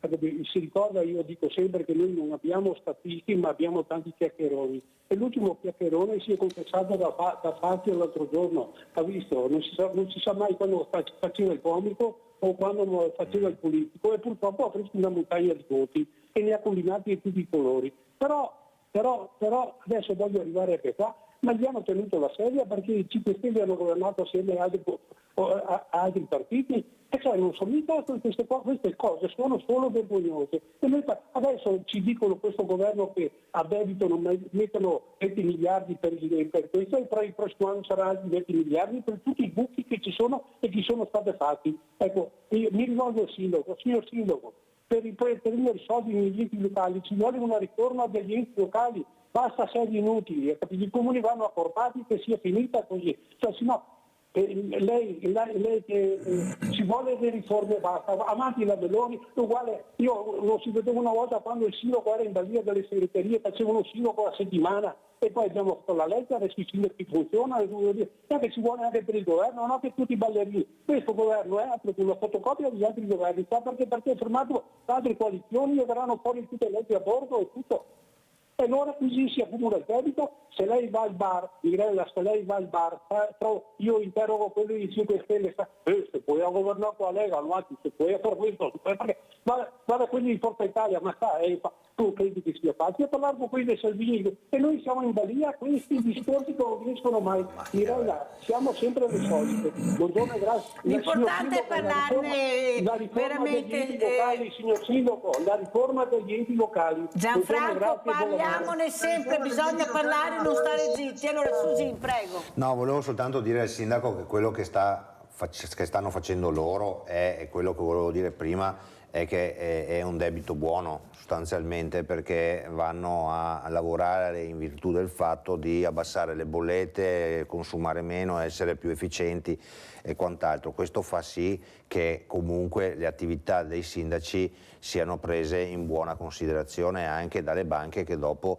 vanno eventualmente a finanziare le varie opere, se ci sono, perché tanti sindaci non fanno neanche finanziamenti, si arrangiano da soli, quindi dico prendono finanziamenti, contributi e quant'altro e non si fanno neanche finanziare dalle banche, quindi dico sono bravissimi, sono eroi, perché con niente riescono a mandare avanti un comune e, come diceva prima il sindaco, ho spento le luci per far tornare i conti. E quindi cosa si può dire a un sindaco che si adopera in questo modo qua? Nulla. Si può dire soltanto bravo e che possa fare tanto per i cittadini del suo paese. Allora Susi, una cosa che volevo anche chiedere è ritornare sul discorso dello sciopero degli operai, delle persone che stanno scioperando, perché è facile dire non si può fare lo sciopero se hai la pancia piena e hai la possibilità di vivere in maniera dignitosa. Ma gli operai che continuano a sentire i pensionati a blatterare faremo e daremo, vi prometteremo, che si ritrovano con stipendi, come ha detto lei, con contratti che non si riesce più a capire quale anno sono stati fatti, che non aumento, se riescono ad avere qualche aumento si parla di 10-20 euro che non riesci neanche a capire, forse era meglio, qualcuno ha detto, se non ce li davano, ecco, ci offendevano meno.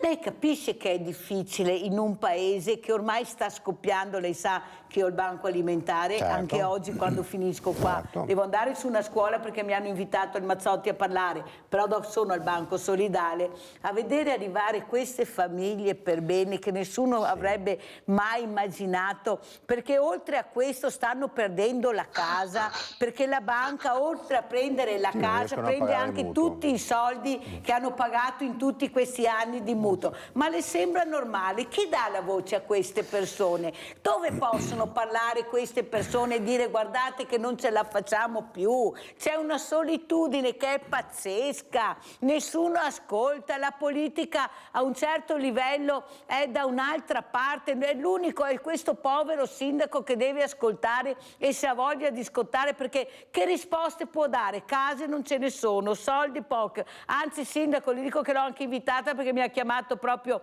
una signora molto malata del suo territorio, proprio di Torri di Quartesolo, dopo le darò nome e cognome per capire cosa sta succedendo, non riusciva neanche a parlare, sindaco, neanche a parlare, veramente ammalata, abbandonata, perciò la prego, poi le darò anche i riferimenti per capire se si può intervenire in qualche maniera, perché per chiamare vuol dire che c'è qualcosa che non va, però bisogna saperlo, naturalmente, bisogna sentire le due campane, ma quello è la solitudine, Sosin, perché è facile dire ma vedrai che passerà. Ma se non ci fosse il mondo del volontariato che mette le pezze con i banchi alimentari, con l'associazionismo che arriva subito, il sindaco chiama e arriva subito questo mondo ad aiutare, a supportare, cosa faremo? Dov'è che abbiamo risposte? Perché guardate che le materie stanno continuando e quando io ho la Federconsumatori che dice, qui il presente dove è seduta lei, Susin, che tanti anziani non si riscalderanno perché non ci sarà la possibilità di pagare queste bollette. Allora, cosa devo dire? A chi mi devo affidare? Allora, il sindacato non conta niente, i comuni non hanno soldi, quasi tutti i sindaci, la regione non dà le risposte. Ma allora questa persona, perché parliamo di persone, non è l'operaio o il pensionato, sono persone, che risposte diamo? Dove andiamo? Cosa possiamo fare per farci ascoltare?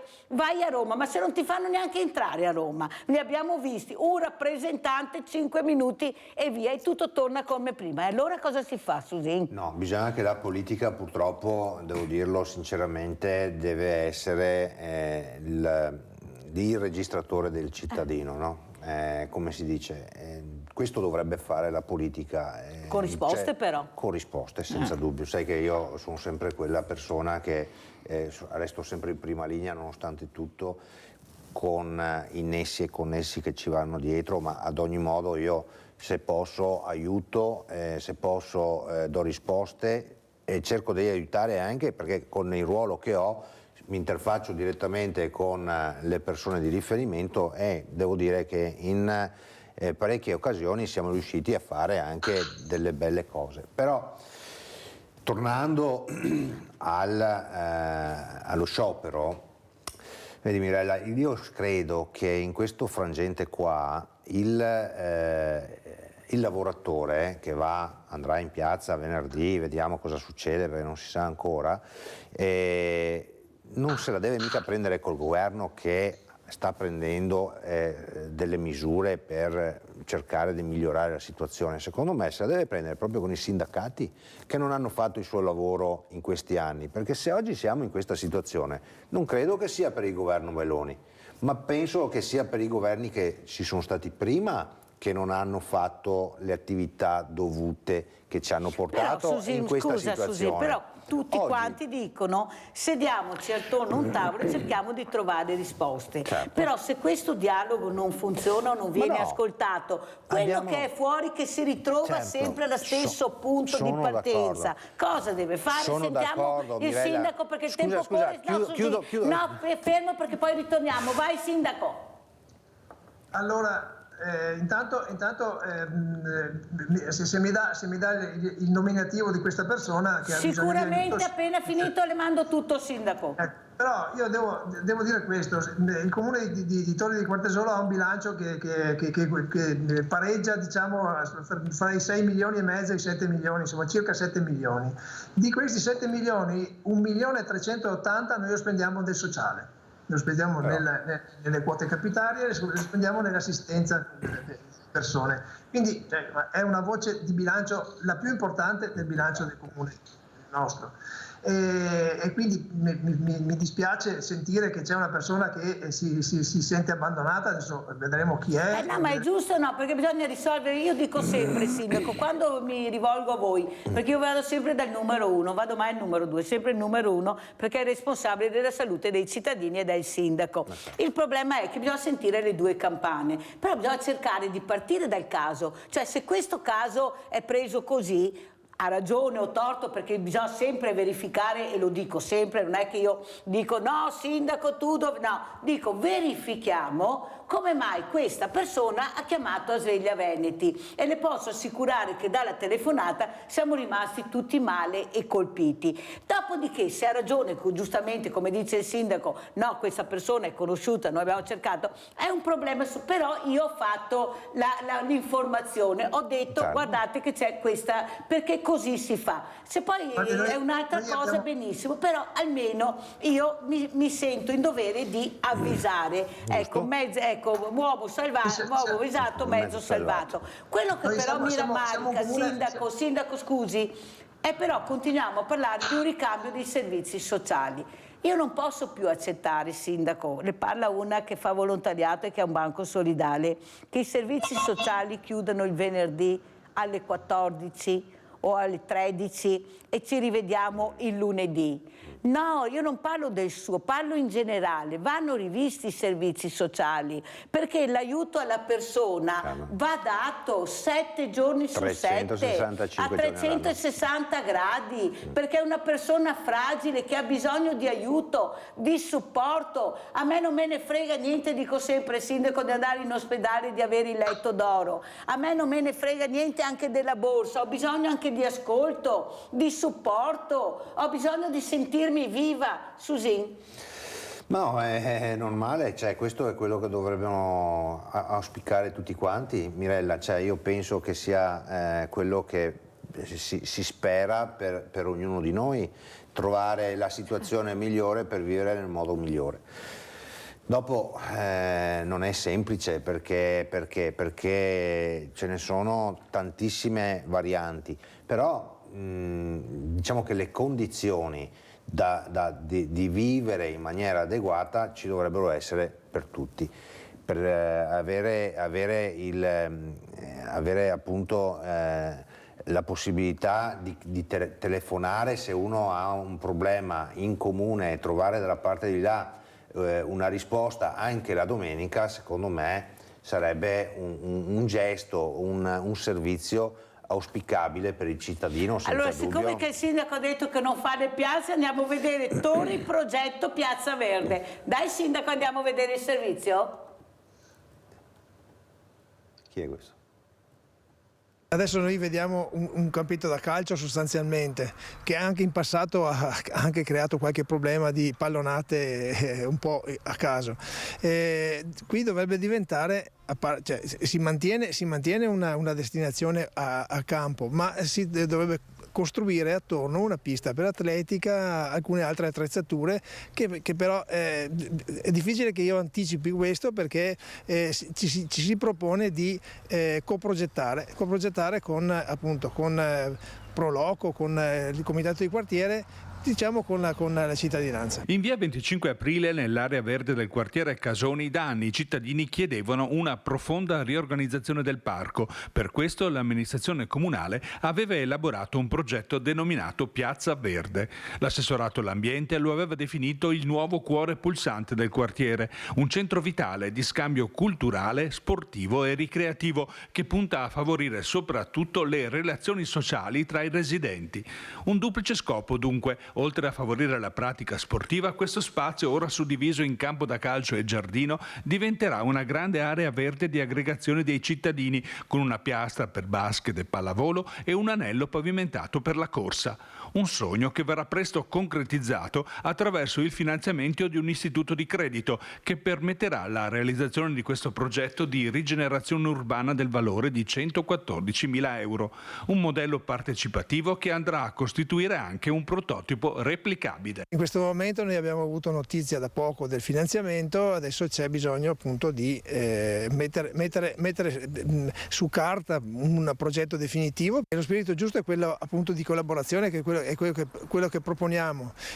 Questo è, direi, un progetto modello, si vorrebbe poi portare anche in altri quartieri.